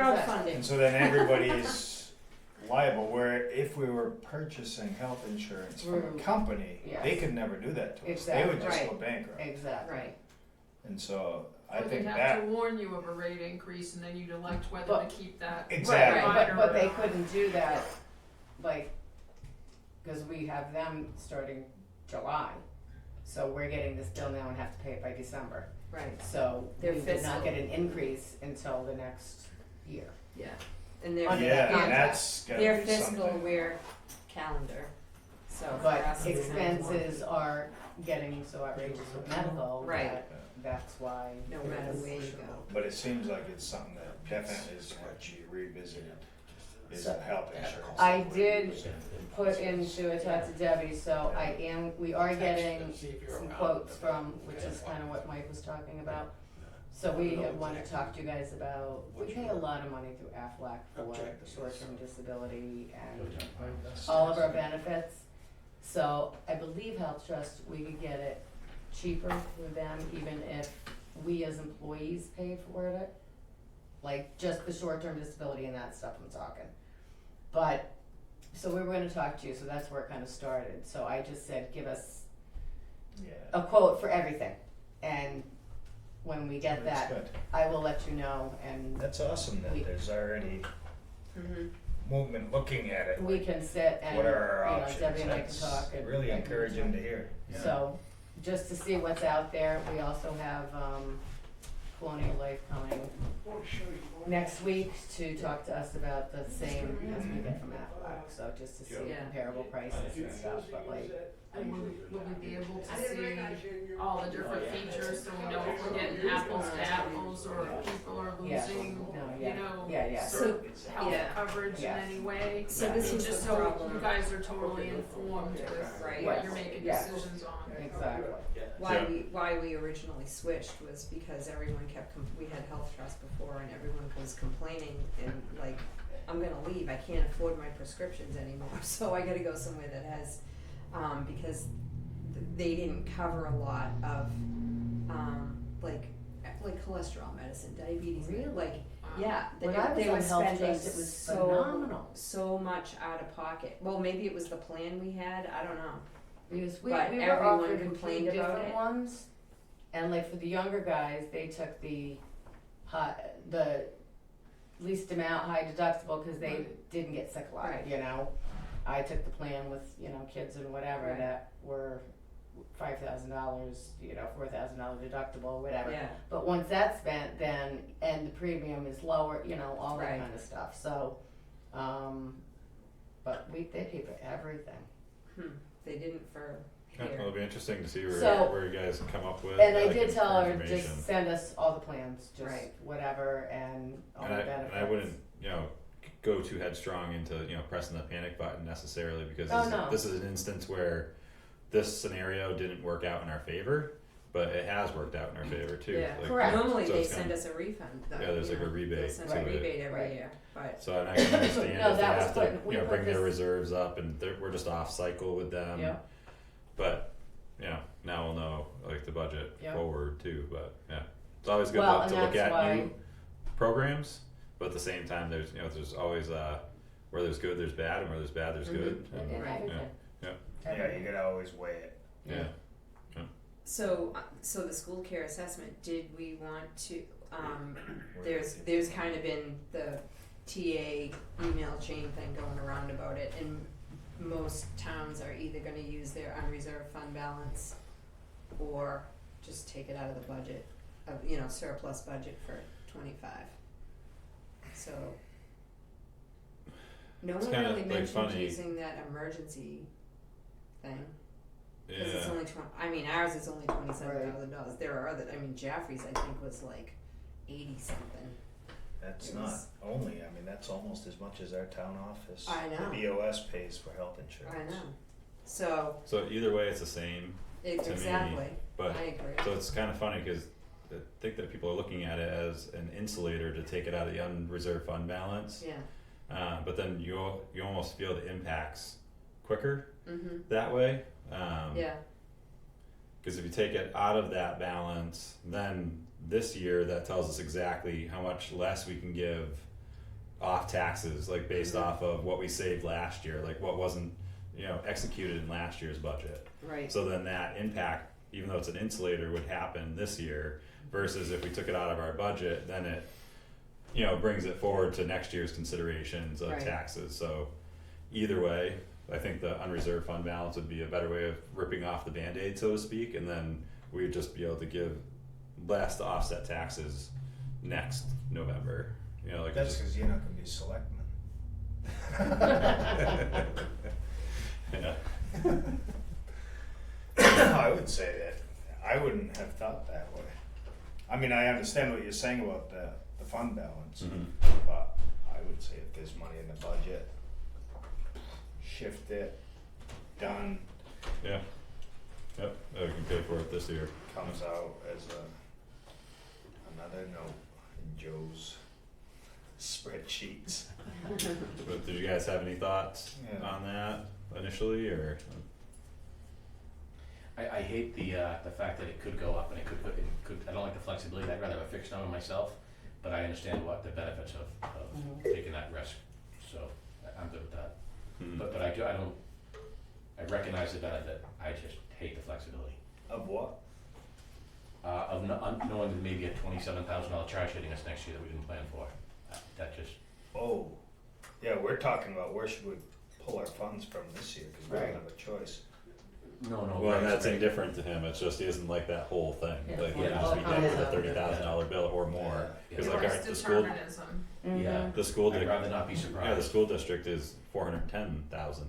Yeah. That they had to put in. So, yeah, it's a lot of money Yeah, to our that would community. sink us. It's $500,000. Mhm. Yeah. Yeah, But it's funny, they're implementing it this year Mm-hmm. with not returning as much money to the Right. taxpayers. which Yeah. That's we, what their memo said. right, we have to pay it by December 1st or we get finance charges Yeah. on it. Right, I'm saying that So- their approach to using that fund balance They said no. Oh, they're Yeah, they're And using they're it. different too, they're different too, because they're on that state cycle of, their Fiscal year. budget starts in July Mm-hmm. and runs through the end of June. Oh. Yeah, Yeah. So there are Which? difference. won't be here when this happens, maybe, like, unless it come back at some point, but, the goal, I think, you know, that we should have is to get on that same state cycle, cause that would fix a lot of our issues, Yep. with funding. Yes. So, it wouldn't be bad to be in line, but we have to create an 18-month budget, Yeah. so, and get that passed But and if it's articulate that out to the presented community. right, then I'm all for that. But it'll be a lot of work, you Huh? know, cause there's a lot of work, It's easier. Much easier. communication wise, that needs to be done to the community of why and how, Correct. you know, like to, yeah. What All do you in mean it's a presentation. $6,000 budget? All in presentation. Yeah.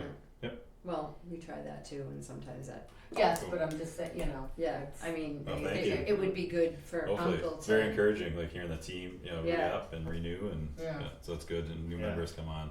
Yeah. You know, thank you. I wish we could figure out a way to get more of the public involved and to show up. Yep. That'd be awesome. It's a battle in every town. Oh, I know, It is. everywhere, no Yeah. matter, it doesn't matter where you go. Yeah. Yeah. I'm gonna take off. Alright, you guys all Thank you for set? your time, We're Joe. good. Alright, thank you. Are you good? Yeah. Thank Good you night. guys. Good You're meeting. welcome. Appreciate it. So you wanna, are you gonna vote on that to budget or unreserved fund balance? We can touch back on it in a minute, Okay. you know, take a break from the finance stuff and then, get into the CDL contract review for new employees.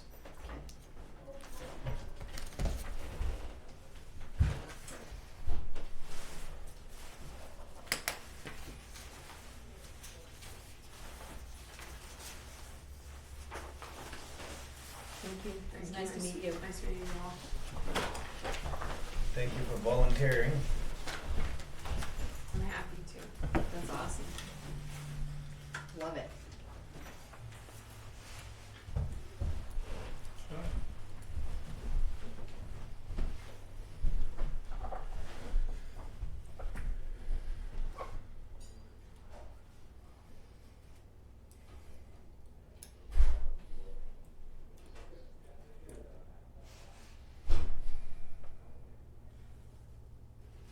It's a coalition, it says right on that invoice. Right.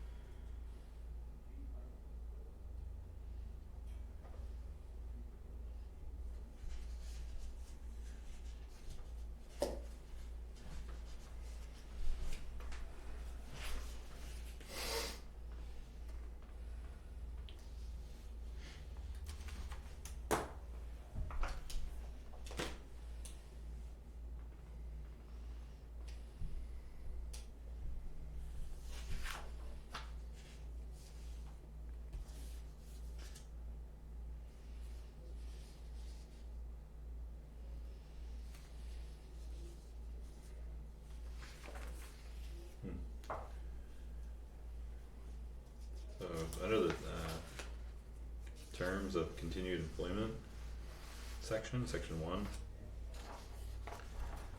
Is it our intent to have them pay back the total amount of the course, or have something prorated in place if they, say they stay with the town for a year and a half through of their agreement, essentially, like in that, would that be credited anyway, or? Sure. That's what I was thinking. That was Yeah. my That's only how the- question. The That's police how the is, police yeah, they do a prorated Mm-hmm. training is. X amount per month or whatever. Yeah, but if they don't finish the course, why would we reimburse them for anything at all? No, we're not reimbursing, so the town's paying for the course under Mhm. the agreement that they're gonna be employed for 2 years Mm-hmm. with the town, like Right. as a repayment of Yeah. like the town paying for their licensing. So it's not, but if they leave in a year and a half, so 18 months, Mm-hmm. why would they be on the hook for the full $5,500 up to $5,500 of the course? Like, wouldn't they just be due, like if you broke it up into how much, like each month they would gain a credit towards that? They can't, during the time that they're going through their training, they're still not allowed to, we're not getting the use out of them for the CDL Until they have it, until they have it. yeah. That typically takes about a month or so. Not quite where I'm at with this. So the After you get your CDL license, we pay for your CDL. You go to the class, it takes a month, you get your license and your medical card. You agree to stay on for 2 more years from that date. That's from the date of employment, but Mm-hmm. But understand that while they're taking these,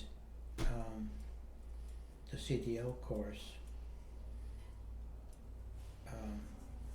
that's being paid by the town, they're not doing any work for the town, because they could take the course during the hours that they would normally be working. so so we're doing like apples to oranges here, and we can do it all night, cause alright, like we can change that date of the agreement to when they complete the course if you want or whatnot, but I was looking at more of that prorated aspect of assuming that they completed the course and weren't able for some reason to stay employed by the town of New Ipswich for the full 2-year agreement from the time of after they complete the course, so another 2 years that they work for us, say it's just 18 months, Mm-hmm.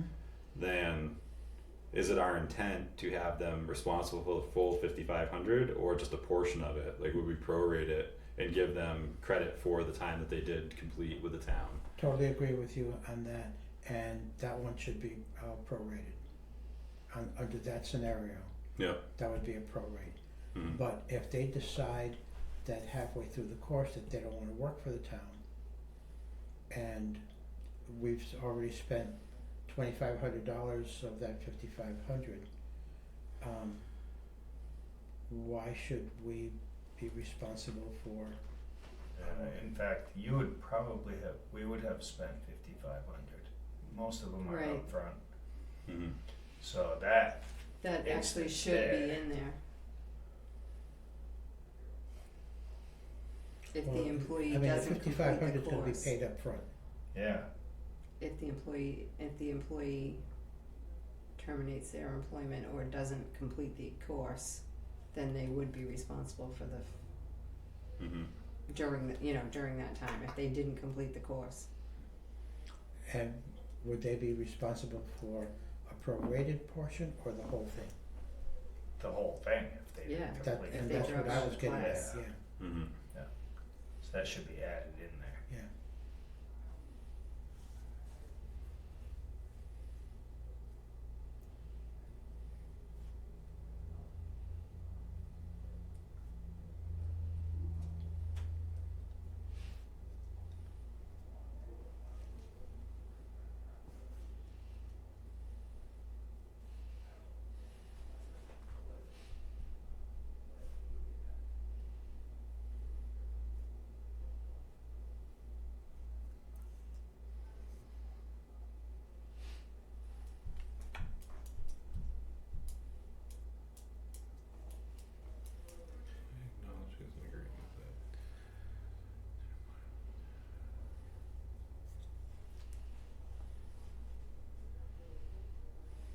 So it ends up being a risky thing for an employee.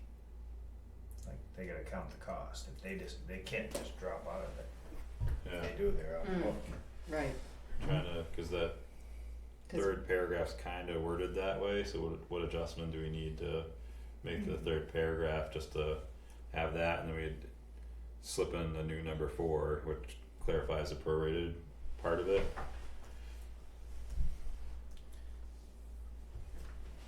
oh, Well, I take it in your scenario, Hmm. that if you do it in 2 different paragraphs, then They are really 2 different items, yeah. they are two different items, Mhm. and that would be the best way to do it. I think so, I You know, agree. if you finish the course and then decide, you know, after you've been working for the town for, 6 months and decide to leave, then, you know, that's prorated. Mhm. Because we did get you some work out of you. But if it's one of those that, they get the license and never, and say, well, I'm being offered more money somewhere else, we shouldn't have to have, paid for that course. Or if they drop out of the course. right, So that could be put on line 2, the drop out. yeah, just Quit if employee does during. not complete the course, Mhm. they would be responsible for 100% of the cost. Alan? Is this related to CDL licensing? Yes. Okay, Yep. you passed that paper, I didn't know what it was. Do you have any extras, Debbie? I I have it on my computer, do you want? If I Absolutely, yeah, I haven't even started marking it yet, so, well, I did add a period at the end of number 5 of section 1. You can have them Just back missing next a Sunday, I period. just wanna see who you're discussing. Yep.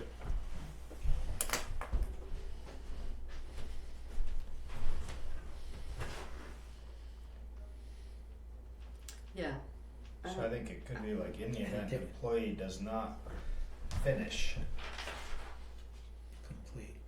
or, That's what I said, if the employee does not complete the course, they will be responsible for No, 100%. keep it, have it digitally, yeah, alright, Thank you. thank you. And then number 3, the full cost shouldn't be reimbursed, it should be prorated.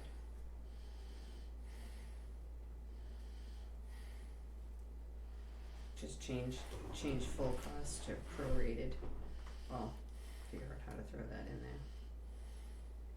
Yeah, the cost, we just take full out and then just say the cost of the CDLB training course will be prorated. or you say up to the full cost of the CDL training course shall be prorated and reimbursed. Or Because just prorated is a pretty standard definition, Yeah. right? Yeah, people understand it, Right. yeah.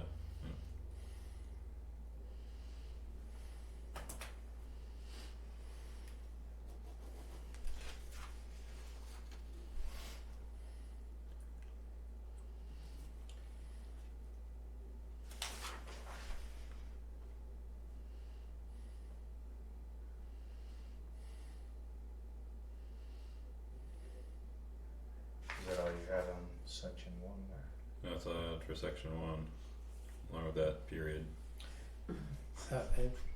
Isn't thereafter a single word rather than 2 words? Mm-hmm.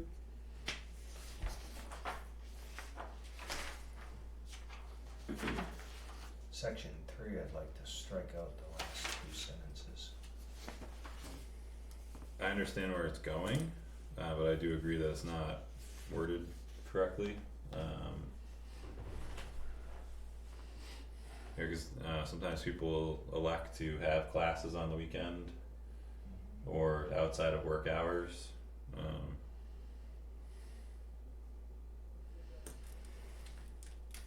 remit payment for said training up to 1 year of employment. What does that mean?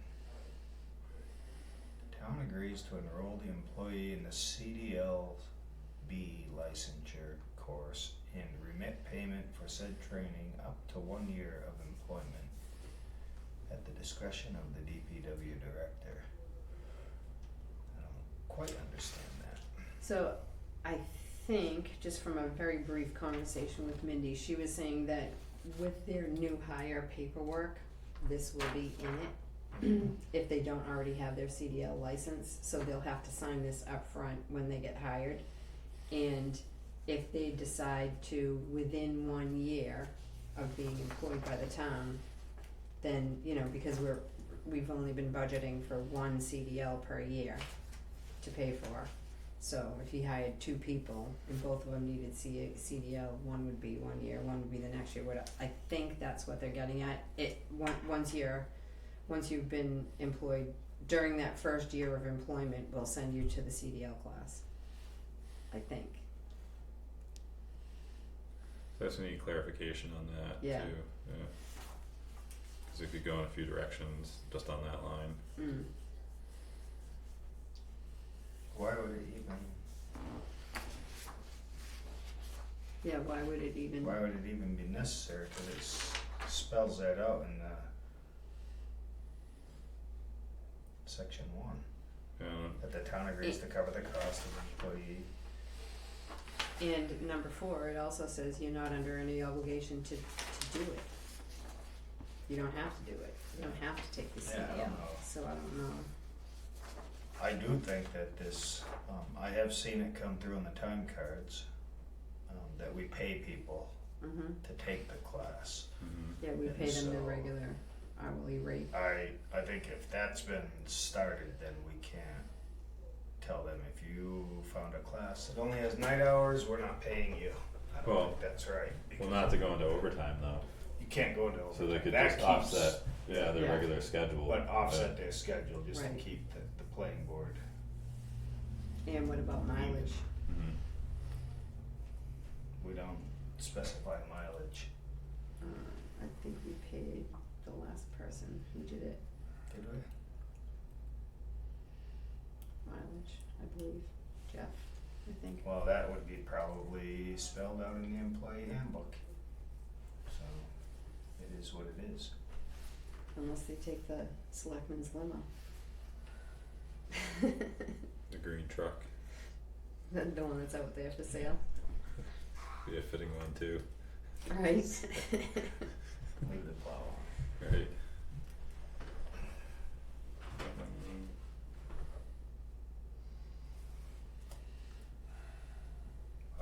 So now I would say strike the second sentence Yep. and the last 2 sentences, and say this agreement shall take effective immediately upon execution by both parties. If classes are scheduled during scheduled work hours, employee will be, so you just say employee will be, I don't know. Do we automatically pay everyone? Are you saying- That was the precedent we set, was that we're gonna automatically pay everyone to take the class, not only pay for the class, but pay them to Pay take them it. their 40 hours. Mm-hmm. That's what we've set. Yeah. Is that the direction we were intending? Well, I mean, they're doing it for the town, for the benefit of the town. I believe so, because Yeah. at that point, yeah, it was like an additional benefit Mm-hmm. to them, but Alan? You know, for comments, or you? Yes, yep. Do you have any such agreements anywhere else in the town for any other positions? Or is this the first time you're doing this? The closest would be the contract that we have with our new officers that come on, that they'll stay on for a period of time. Because I believe this would be an employee handbook issue, and I think you can apply it to any and all training. For example, we have a firefighter who is now a building inspector. Mhm. If he retires or quits or whatever, and we train a new one, that's another question that's gonna come up. The police officers training, any other training that we may have, you can put it in an employee handbook and generalize it a little bit and saying whatever the cost of the training, we can figure out, hours or whatever. We can come up with the cost of the training and pick a year, 2 years you're talking about, Mhm. divided by 24 months. Anytime you leave prior to that, you owe us the last 7 months that you were here take that training, divide it by 24.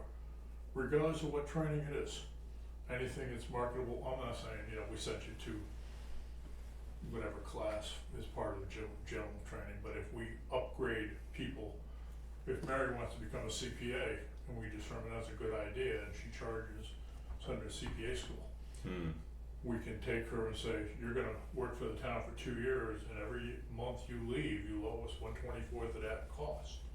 Whether it be police officers going to school, CDL going for here, a new fire guy going to get his building permit upgrade.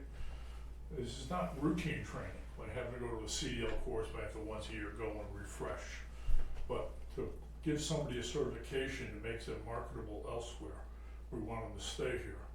And all we do is, instead of trying to do each one, pick a date, 2 years, we want 2 years out of it. And if you leave anytime early, we're taking 1/24 of whatever you charged us. My course may only cost $500 and I owe you money. That one may cost, what did it say, $5,500? How much does it cost for a police officer to go through full training? And I think that police one might be a 5-year thing too. Yeah. 3 or 5 years, I've seen it it's come definitely more than 2. But And if it you costs took more. each of, no matter what it is, if we had to send, for whatever reason, our building inspector left and he has to go to state building inspector school for all these different things, and that may cost us, between him having to go there or paying the cost of the course, is that it's a routine agreement built in the employee handbook. Anything we send you for that makes you more marketable, I want 2 years out of it, and we're gonna take 1/24 if you leave, for every month you leave. End of discussion. We don't need to get so detailed about, did you do this, did you do that? If we're gonna train you, we're gonna get the money back if you don't wanna stay here. Yep. And you could go 2 years, 5 years, whatever you guys think is, make it standardized for the town. The employee handbook issue. All employees. Yeah, so far it's only 10 And going positions. back to the firefighters, if they're getting their EMT training at the cost of the town, then they should be obligated to a certain amount of having to be employed for a certain period of time, or under the same conditions of reimbursement and all that other Yeah, stuff. does the fire department even I don't think they have that reimbursement thing, although they tend to stay. Do you have this on a Word document? No, Mindy just sent me a, I was gonna say we could almost make a few edits and sign it tonight. And then work on that other part of standardization, down the line. well, she said she blind copied you guys on it, I thought, Yeah, I saw it. was it, yeah.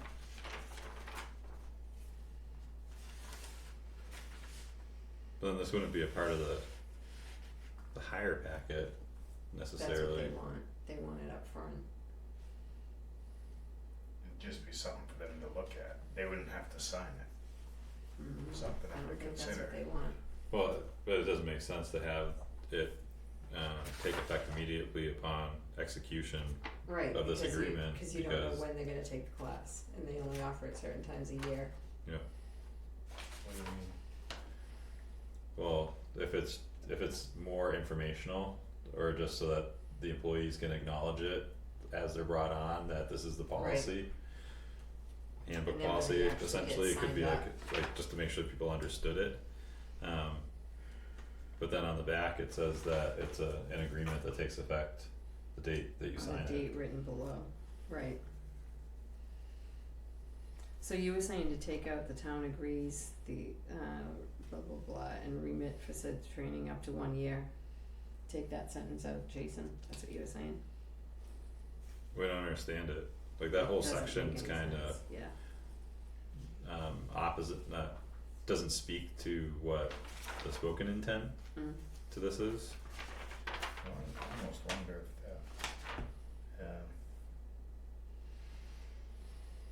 And like if the class was 20 hours a week, they could work 20 hours and go to the class for 20 hours, and that would make you 40. whether it's night, weekend, Right, whatever. right.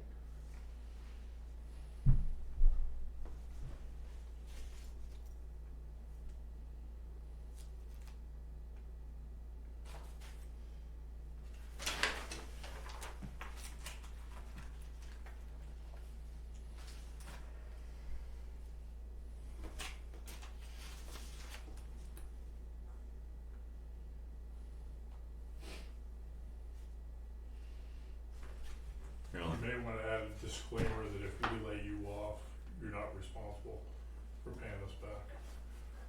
We, in the past, we had a police secretary that was taking classes at Harvard. And we were paying through the nose for her to take classes at Harvard, and then we laid her off. So, she shouldn't be obligated to pay back because we terminated her position or whatever. Mm-hmm. That should be a little additional thing in there. But if we terminate, yeah, Well, we terminated because she was doing 20 hours and we had a default budget, and the chief of police at that time determined that there wasn't enough work for her to justify her 20 hours. That was Chamberlain, so, Mm-hmm. and then when I say that, the town let her go. So she didn't do anything wrong, she just didn't have enough work to keep her occupied, and that was the budget cut that the selectmen opted to make. So she shouldn't have to pay if she was working towards whatever, you know, being a police officer, for example, as opposed to a police secretary. So if their appointment is terminated.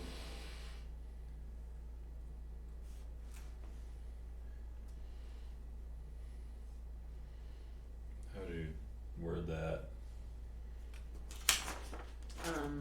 Due to, cause you can't say cause would cover that scenario too. Like if you don't have the money, then there's cause to terminate. Instead of looking at it for cause from your point of view, look at it from the employee's point of view. If you choose to leave for whatever reason, because everybody in this state is a employee at will. You can terminate anybody for any reason, and they can leave for any reason. So you simply word it from their side. If you choose to leave, this is, you also did this. Yeah, well, you choose to That leave or says are that. terminated for, Cause. well, some other But you don't have to have different term of cause cause. in this state to terminate somebody, so Your employment Don't get- is terminated. don't get tied up with that or you're gonna get in trouble with that. That's true, yeah. Employee at will did not require any cause whatsoever. No, I understand that, but if they're not doing a good job and we have to let them go, then they should You still, don't need a reason. yeah, you they know should the still, yeah, reason but they for should doing still it. have to pay whatever amount back. I get that. But you're making a decision to terminate them, therefore we can't demand you pay back. If they choose to leave on their side of the equation, then this falls into play. So Why it's would their that- choice to leave, you owe us. why would that make sense? Why would what make sense? So say an employee is caught embezzling money, right? And we terminate them and If you have an their 2 years are not up yet. Why wouldn't we say, and you owe us? I think prorated? you could, but I think since you're already terminating that person, and just if eat you have a reason other than a layoff, we don't have to work for you or something like that, you catch somebody stealing whatever, you're just gonna lay them off. You don't need a reason to go to employee at will, you can just terminate them. Sure. But really, you should take them to court and prosecute, and you opt not. So that's a different, I mean, that might have, I know, but using a criminal you're gonna activity. look the other way for 1/24th, or how many 24ths of a case, and how many people just went through this training. And, you know, it's not gonna, to word it into something that's gonna pass the legal test would be difficult. You're trying to think of how to word it. To If have they it. voluntarily leave, we want our money back. But if you're fired, Hmm? but if you're fired, then we just eat it.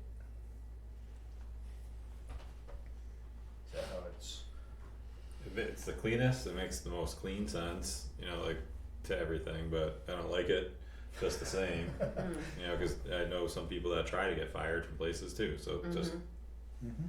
I don't know, Just to get a free ride. yeah. Yeah, it's almost incentivizing sticking around and just being bad at what you're doing and yeah, I don't know. Well, your decision is to terminate the person for whatever reason, you're not happy with them, or you don't wanna actually nail them down to something specific.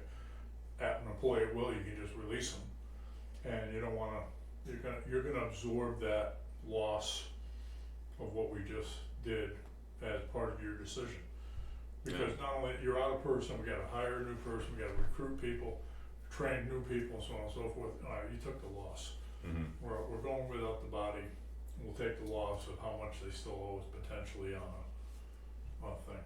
Mm-hmm. You're hoping that your department head made a decision that's, we're not gonna hire somebody new, say a police officer who owes us this much training time, and find out that he's stealing.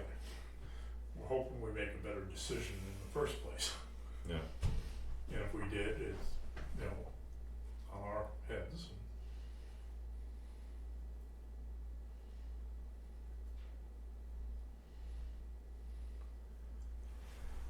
And then on the flip side, if you're reading this agreement, maybe you say, well, I don't wanna be fired in my first 2 years.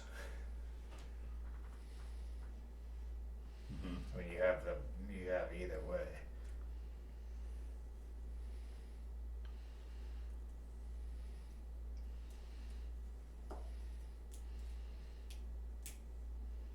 Another thing you may wanna explain somehow is how you pay that back.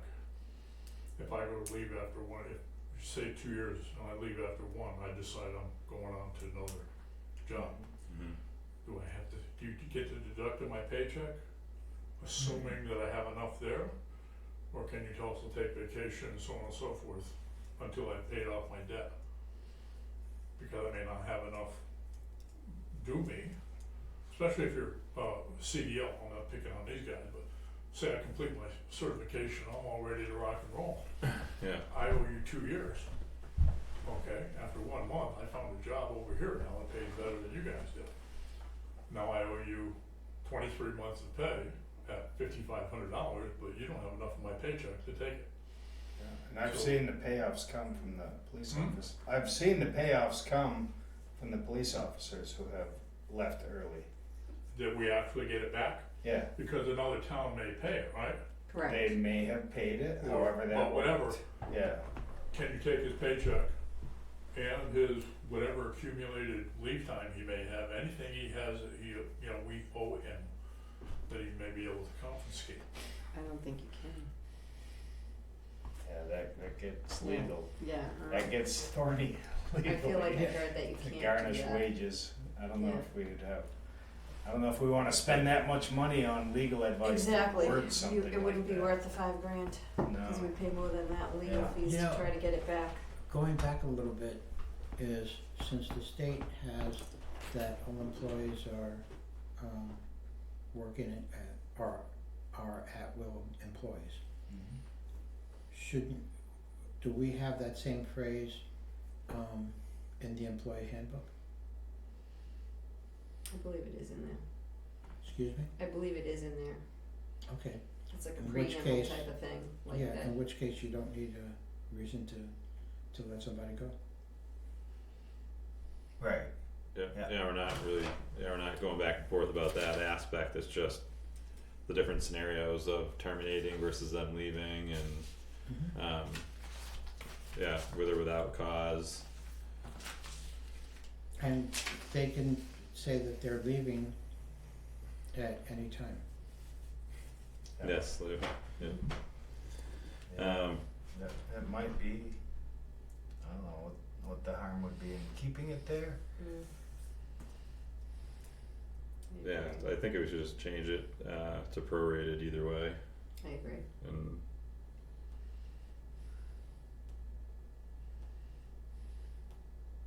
So where did you have prorated inserted in there? I under number 3, blah blah blah blah blah, we crossed out full, so the cost of the CDL training course up to $5,500 shall be prorated and reimbursed by the employee to the town of New Ipswich.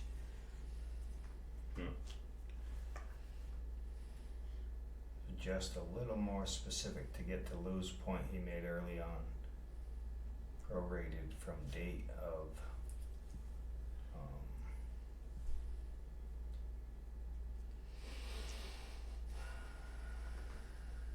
receiving their CDL.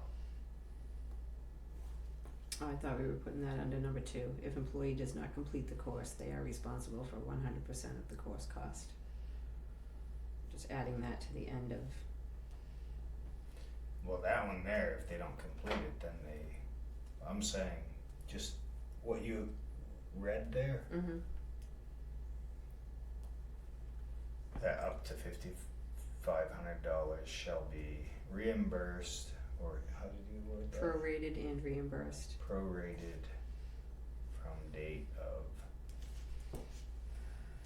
or do we care? Well, right before that, it says prior to the signed upon agreement date, right above it. Yeah, okay, yep.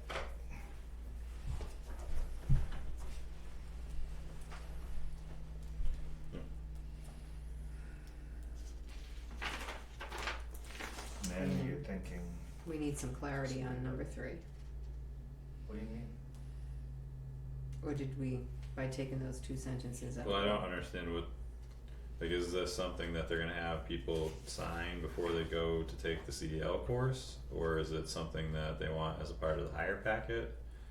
So what Mindy had said to me is they want it part of the hire packet, but I agree, you can't have them sign this the day they get hired and they're not even gonna take class for a year.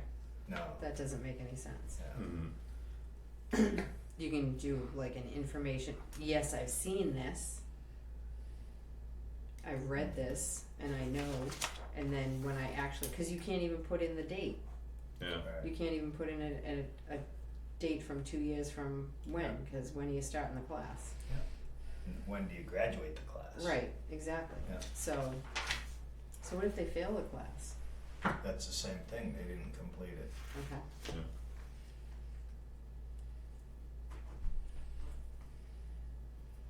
Yeah, so I totally can see that, be it informational as part of the hiring packet with all the other stuff, the health Mhm. insurance, blah blah With blah. the health insurance, that this And is then- this is a program that we offer. Right, and then once they know the date that they're going to take the class, and then they have to sign it before they go to the class.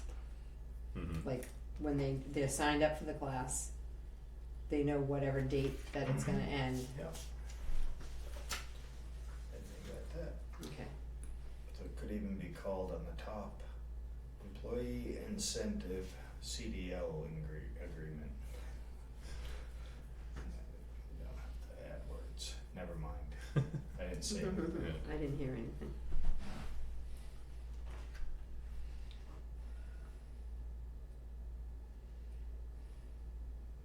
So we'll look to hear back from them on what the intent and use Yeah. of this is gonna be. Okay.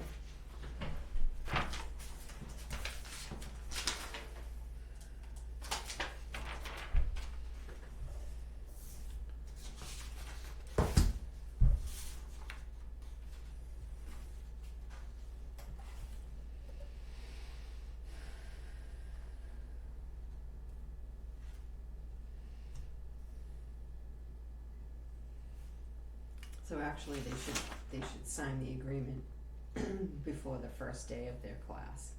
You're all signed up. you If know, that's you're- what they're intending. So Yeah. it's just, what is it? Like, what is this? Right. Or should it be, in the handbook? Could it be in the handbook? And then we just have this agreement when they go and do it. Standardizing training, reimbursement.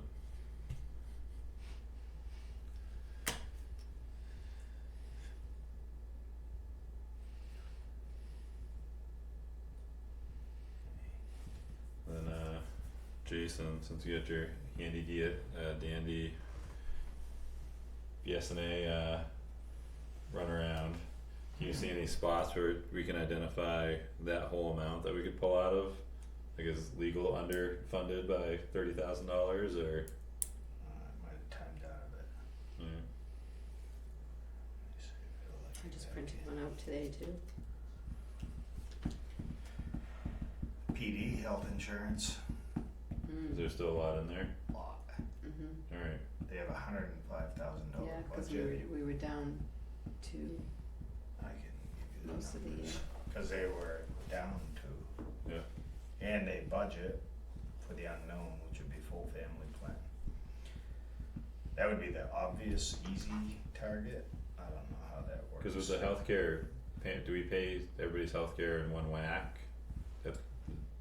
Or is it? We get the school care bill, Mhm. and then PD pays theirs, cause people have different plans. Yeah, And then DPW pays theirs, so they have their own health insurance line.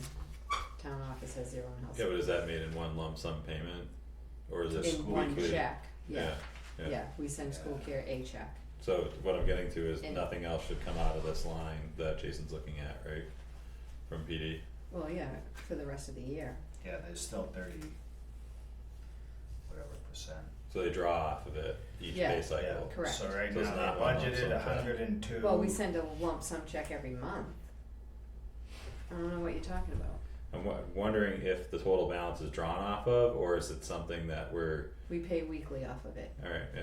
Yeah. monthly, So there will be, There was more drawdowns, Yeah, so yeah.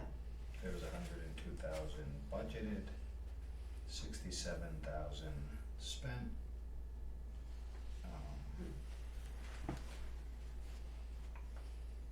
Let me see. No, available. So there's $35,000 has been spent. If these numbers are right, the percentage of the budget that has been used to date is 34%. so that makes sense. Yeah, So it looks like the most likely line that we can pull that, like shift money, mm-hmm. So that's just the biggest line out of Yeah. highway.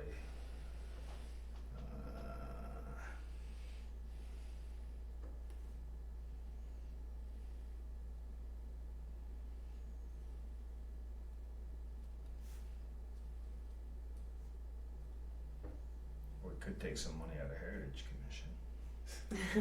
All 1,200. Yeah, so let's see.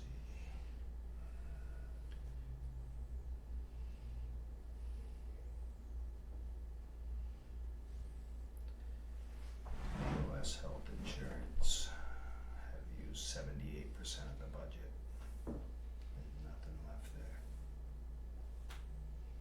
Which budget was that? BOS, Oh. Which one of you threw a party? what's that? Which one of you threw a party?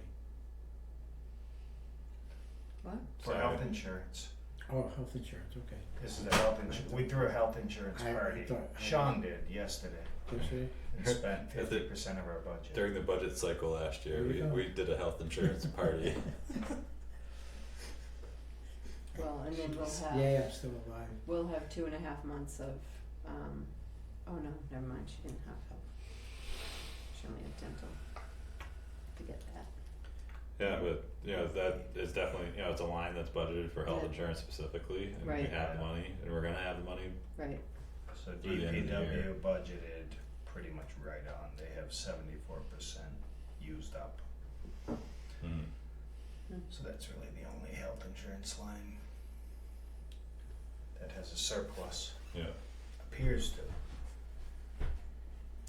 That's based on this data, so take it how it is. which is current as of today. That's one thing I do like about that Yeah. software, that it's live. But then the caveat to that is it posts the numbers. It doesn't post the ledger entries. You have to dig for the ledger entries.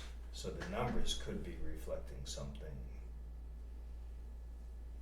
that's off, Oh, right? Like we Right. saw all the building maintenance funds. Yeah, So all that is showing that, but there's a ledger entry saying, hey, at the end of the year, we're gonna get the trustees to reimburse everything, so it's not, nothing's ever, 100%, yeah. it looks like there's money there. Yeah, so I And don't think it's we the need to closest we can get. freak out necessarily, Yeah. Stinks getting this bill, but at the same time, we, Yeah, budgeted for health insurance. How do expensive, department so. heads take that when the selectmen decide to use their whack 'em. line? Does that get taken personally? Like if we, I don't think so. Well, it's not their line, it's our line. it for the is our budget. line, I It's understand. the people's line. But yet we tell them, present us with what you'd like to see on your budget, Mhm. and they're like, wow, you took, I don't know how they look Well, at it. I don't know that we have to consider it too much, in It this doesn't case, matter at cause the it's end of health the day. insurance for health insurance and Right, Yeah, it's unexecuted funds for this year's health insurance. budget, yeah, right? well, I'm just curious on the It'd be- psychology of And then it. if the, it'd be different if we had the conversation while I was looking to utilize that money for something, Like we did Those- one year, yeah, and we held a public hearing and we said we wanna use police payroll money for fixing up the PD, mhm, and we knew it, and we held the public hearings, and then you gotta do something Yeah. like that. But correct, here is an unforeseen and unfair. I think that's the most likely line for it to come out of, is that police, health insurance line. With a note, naturally, like, Yeah. Yeah, oh yeah, why, yeah, right. Can we direct our bookkeeper to do that from this meeting? we can make a motion to pay the New Hampshire School Healthcare Coalition, 370 Harvey Road, Suite 4, Manchester, New Hampshire, 03103, of their increase amount of $27,732.57 to come from the police department health insurance line. Is there a second? I'll second it. Any further discussion?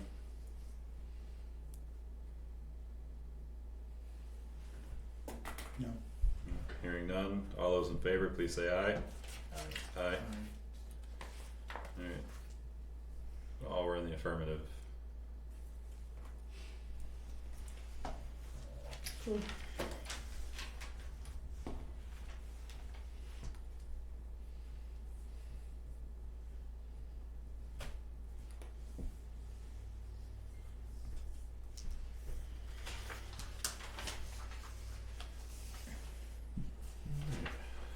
Jason, Roundtable? roundtable.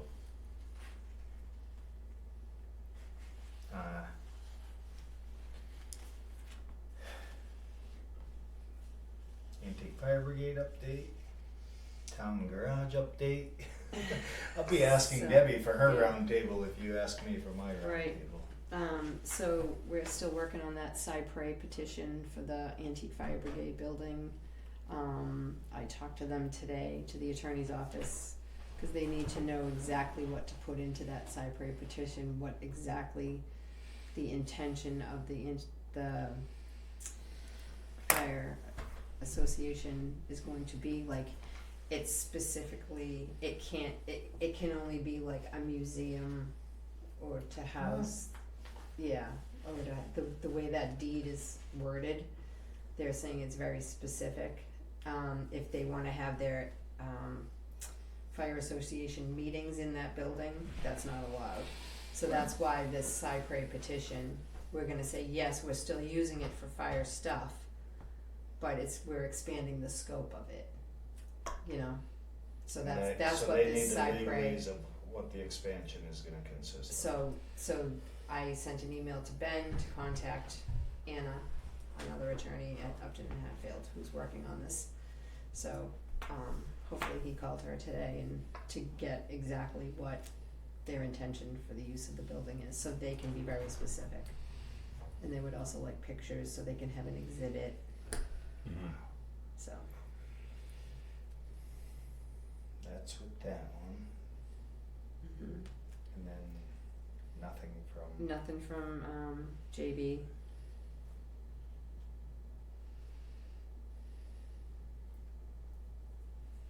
He Then did with- say to give him a couple more weeks, but it's been a long time. With the auctions, we have 2 public hearings we need, or 1? Yes, two. One of them was supposed to be on the 21st. However, now we don't have time to post it in the paper because we have to hear from the planning and conservation before we can post the public hearing. So I did send an email to Bob and Dee today to say, hey, What if we don't hear from?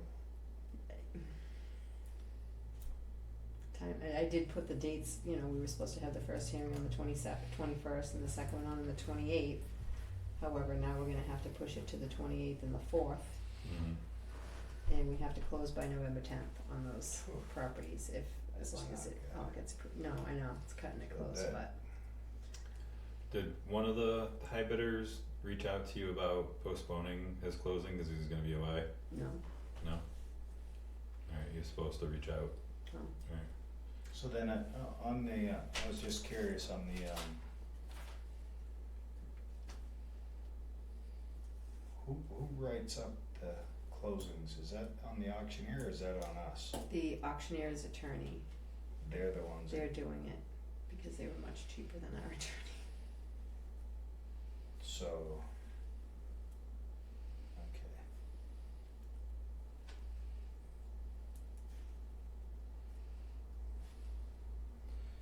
Alright,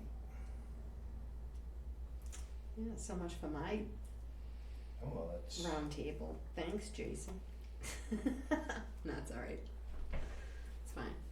then we have 2 things that were on my mind.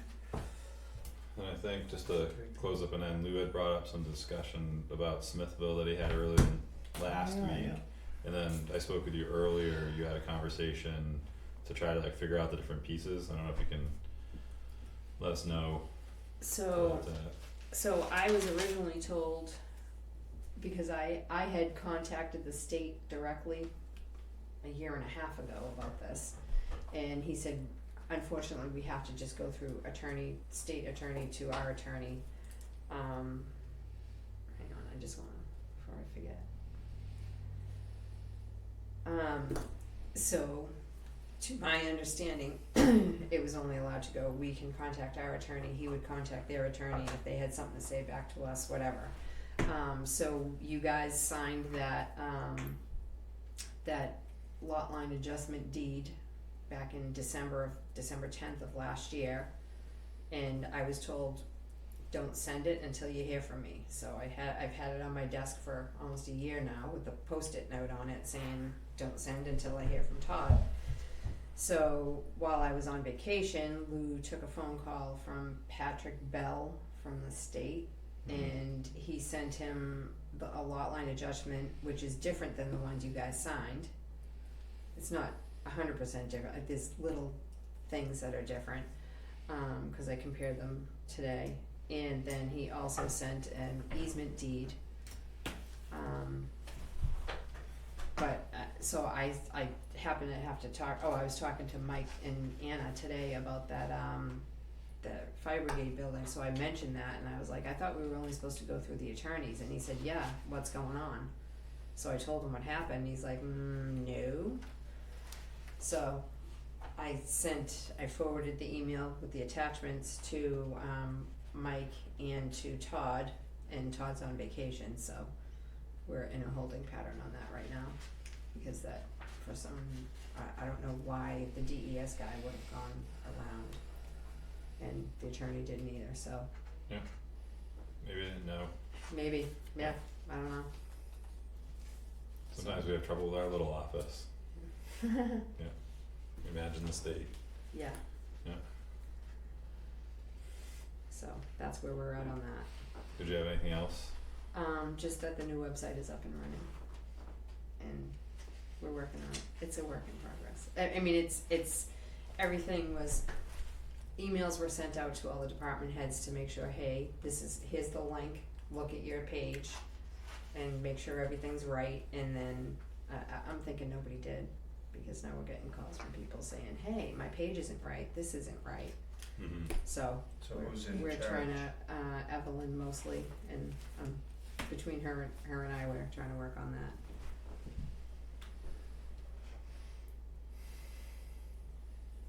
So, I remember seeing something on your desk about the CADNet people were going to be putting a new page up or something. What? Whoever does the computers for us was supposed to be upgrading something, whether it's a web page or something, on the 17th. So, no. So, we had a conference call on Monday, so our IT cabinet can talk to the new website people, because there's domain names and all these things that have to be created and whatever before it can be flipped over. Right. And the website was supposed to go live on Friday, but because everything just kind of gelled and worked, they were like, let's just do it now. I'm like, okay. So we just did it on Monday. And so that's the page that's on there now? Correct. Okay. Has anybody looked at it? No, no one.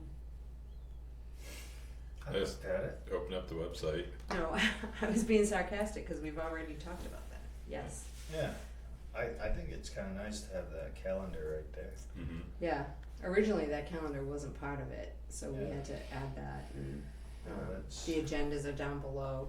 And I'm also so they don't have the same. Oh, sorry, there's something in my eye. How our current website, well, our previous website, and they were great, by the way, Civic Plus, and the whole switching over and everything. They were so good, and accommodating. But anyways, so now I forgot what I was gonna say. Oh yeah, so the website that we used to have, if you signed up, you could sign up for things, you know, I wanna hear about anytime a planning board agenda is posted, I'll get an email with it, or an urgent alert, or whatever. This website doesn't have it as part of their website, but they just launched, I think 2 months ago, he said. So when we signed up for it, they didn't have that feature, cause I asked about it, and he said they were working on one. But he said they just launched it a couple of months ago. It's called Broadcast. So there'll be a button on the website where if you want to hear about anything, so if you're only interested in Finance Advisory Committee, you can get either a text or an email. The other one was only email. So you can get either a text or an email about every time something is posted for the Finance Advisory Committee, or you know, you can sign up for everything. Mm-hmm. And get an email or a text for anytime anything's posted. So I figured I asked him for a quote for that to see how much that app is, I guess, for next year's budget. And then they also have a 311 service, which a couple of other towns have signed. They were in their beta testing for that, like 6 months ago or so, and they love it because you can send out a push like, hey, this road is closed today, and you know, so it'll go out to anybody who you have their email address for, or residents can send in something, say, hey, there's a pothole on North Road, it needs to be fixed, and then Peter can respond to it and say, hey, on my way out, or I'll get there, whatever, and then he can come back and say, yeah, we fixed it. So it's like this whole so I asked him to give us a quote for both of those different components for the thing, and potentially put it, we can, I guess, talk about it for the budget for next year. So will those push notifications, so now that old website's not supported at all, right? Correct. Since we migrated over. Correct. Alright. So everybody's not gonna be getting the normal notifications that Correct. they would, Yes.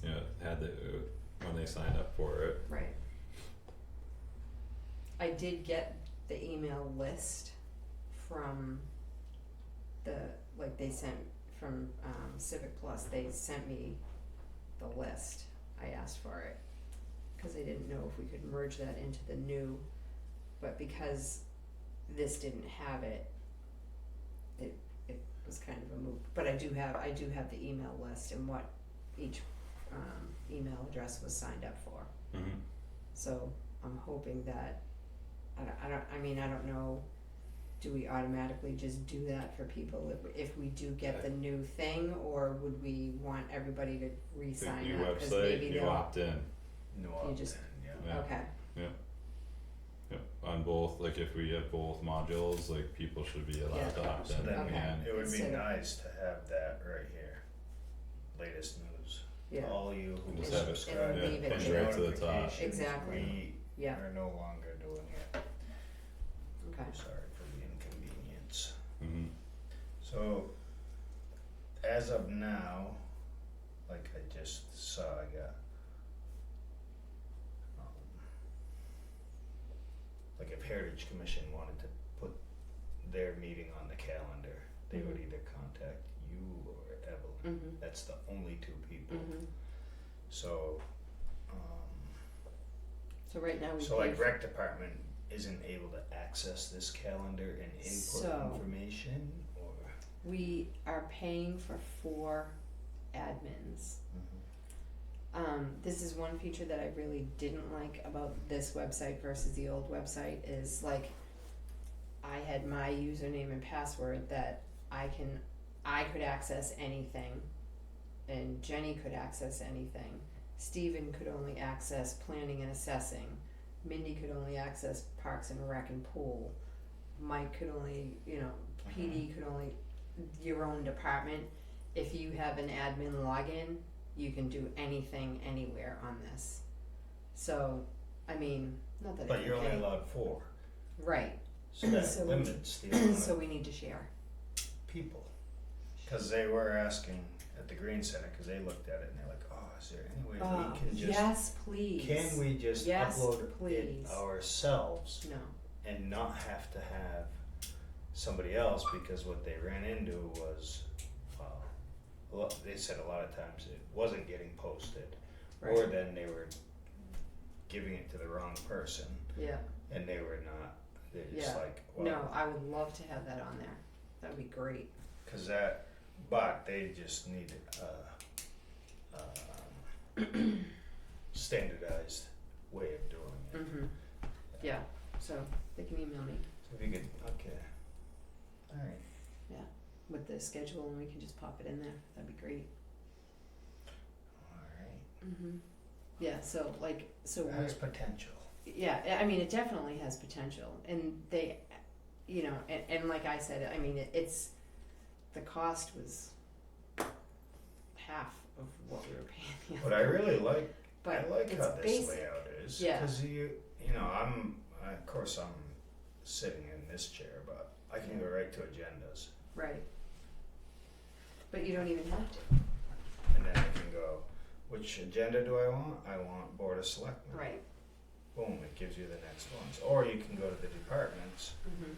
and get it that way. So, Yeah. and then the other thing that I thought was pretty neat, because I've tried to watch videos. I don't like watching videos of our meetings, but now just go way down at the bottom. Yeah. There's a There's a little link right there. YouTube link. Yep. Boom, put it up. And all the Every videos video are there. comes up. Nice. So, I don't know. Hopefully it works Yeah. good. Yeah. That'd be nice. They are coming out with a new blingier one for people who want a more blingy. And I'm like, I think basic is fine. You know what I mean? Like, Yeah. Utility. and like we're Trumps. planning on changing the picture behind there, so it's fall, so we put the fall picture, and then in the winter we'll put a snowy picture, and Mm-hmm. whatever. If we have something going on, we can. Could take a picture of Chairman Talbot. Stick that on there. We can do that.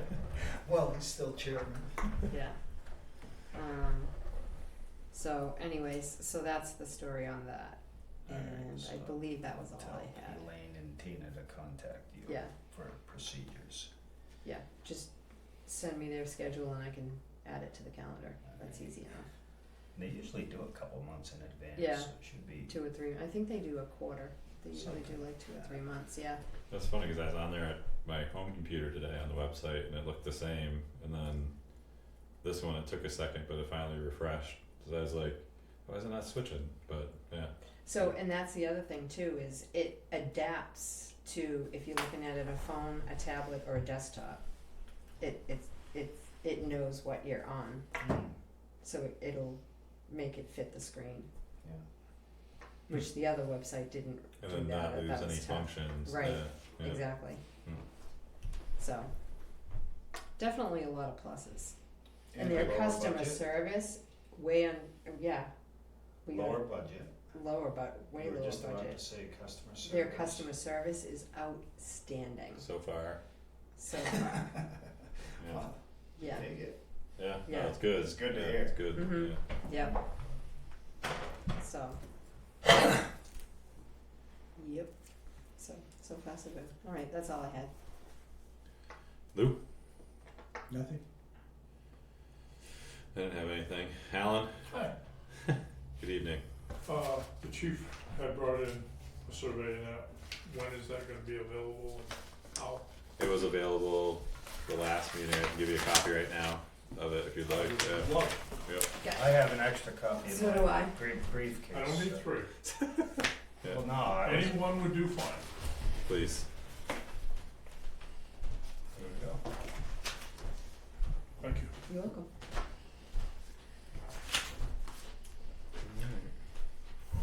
KK. Then we do have one non-public to go into this evening that wasn't on our agenda.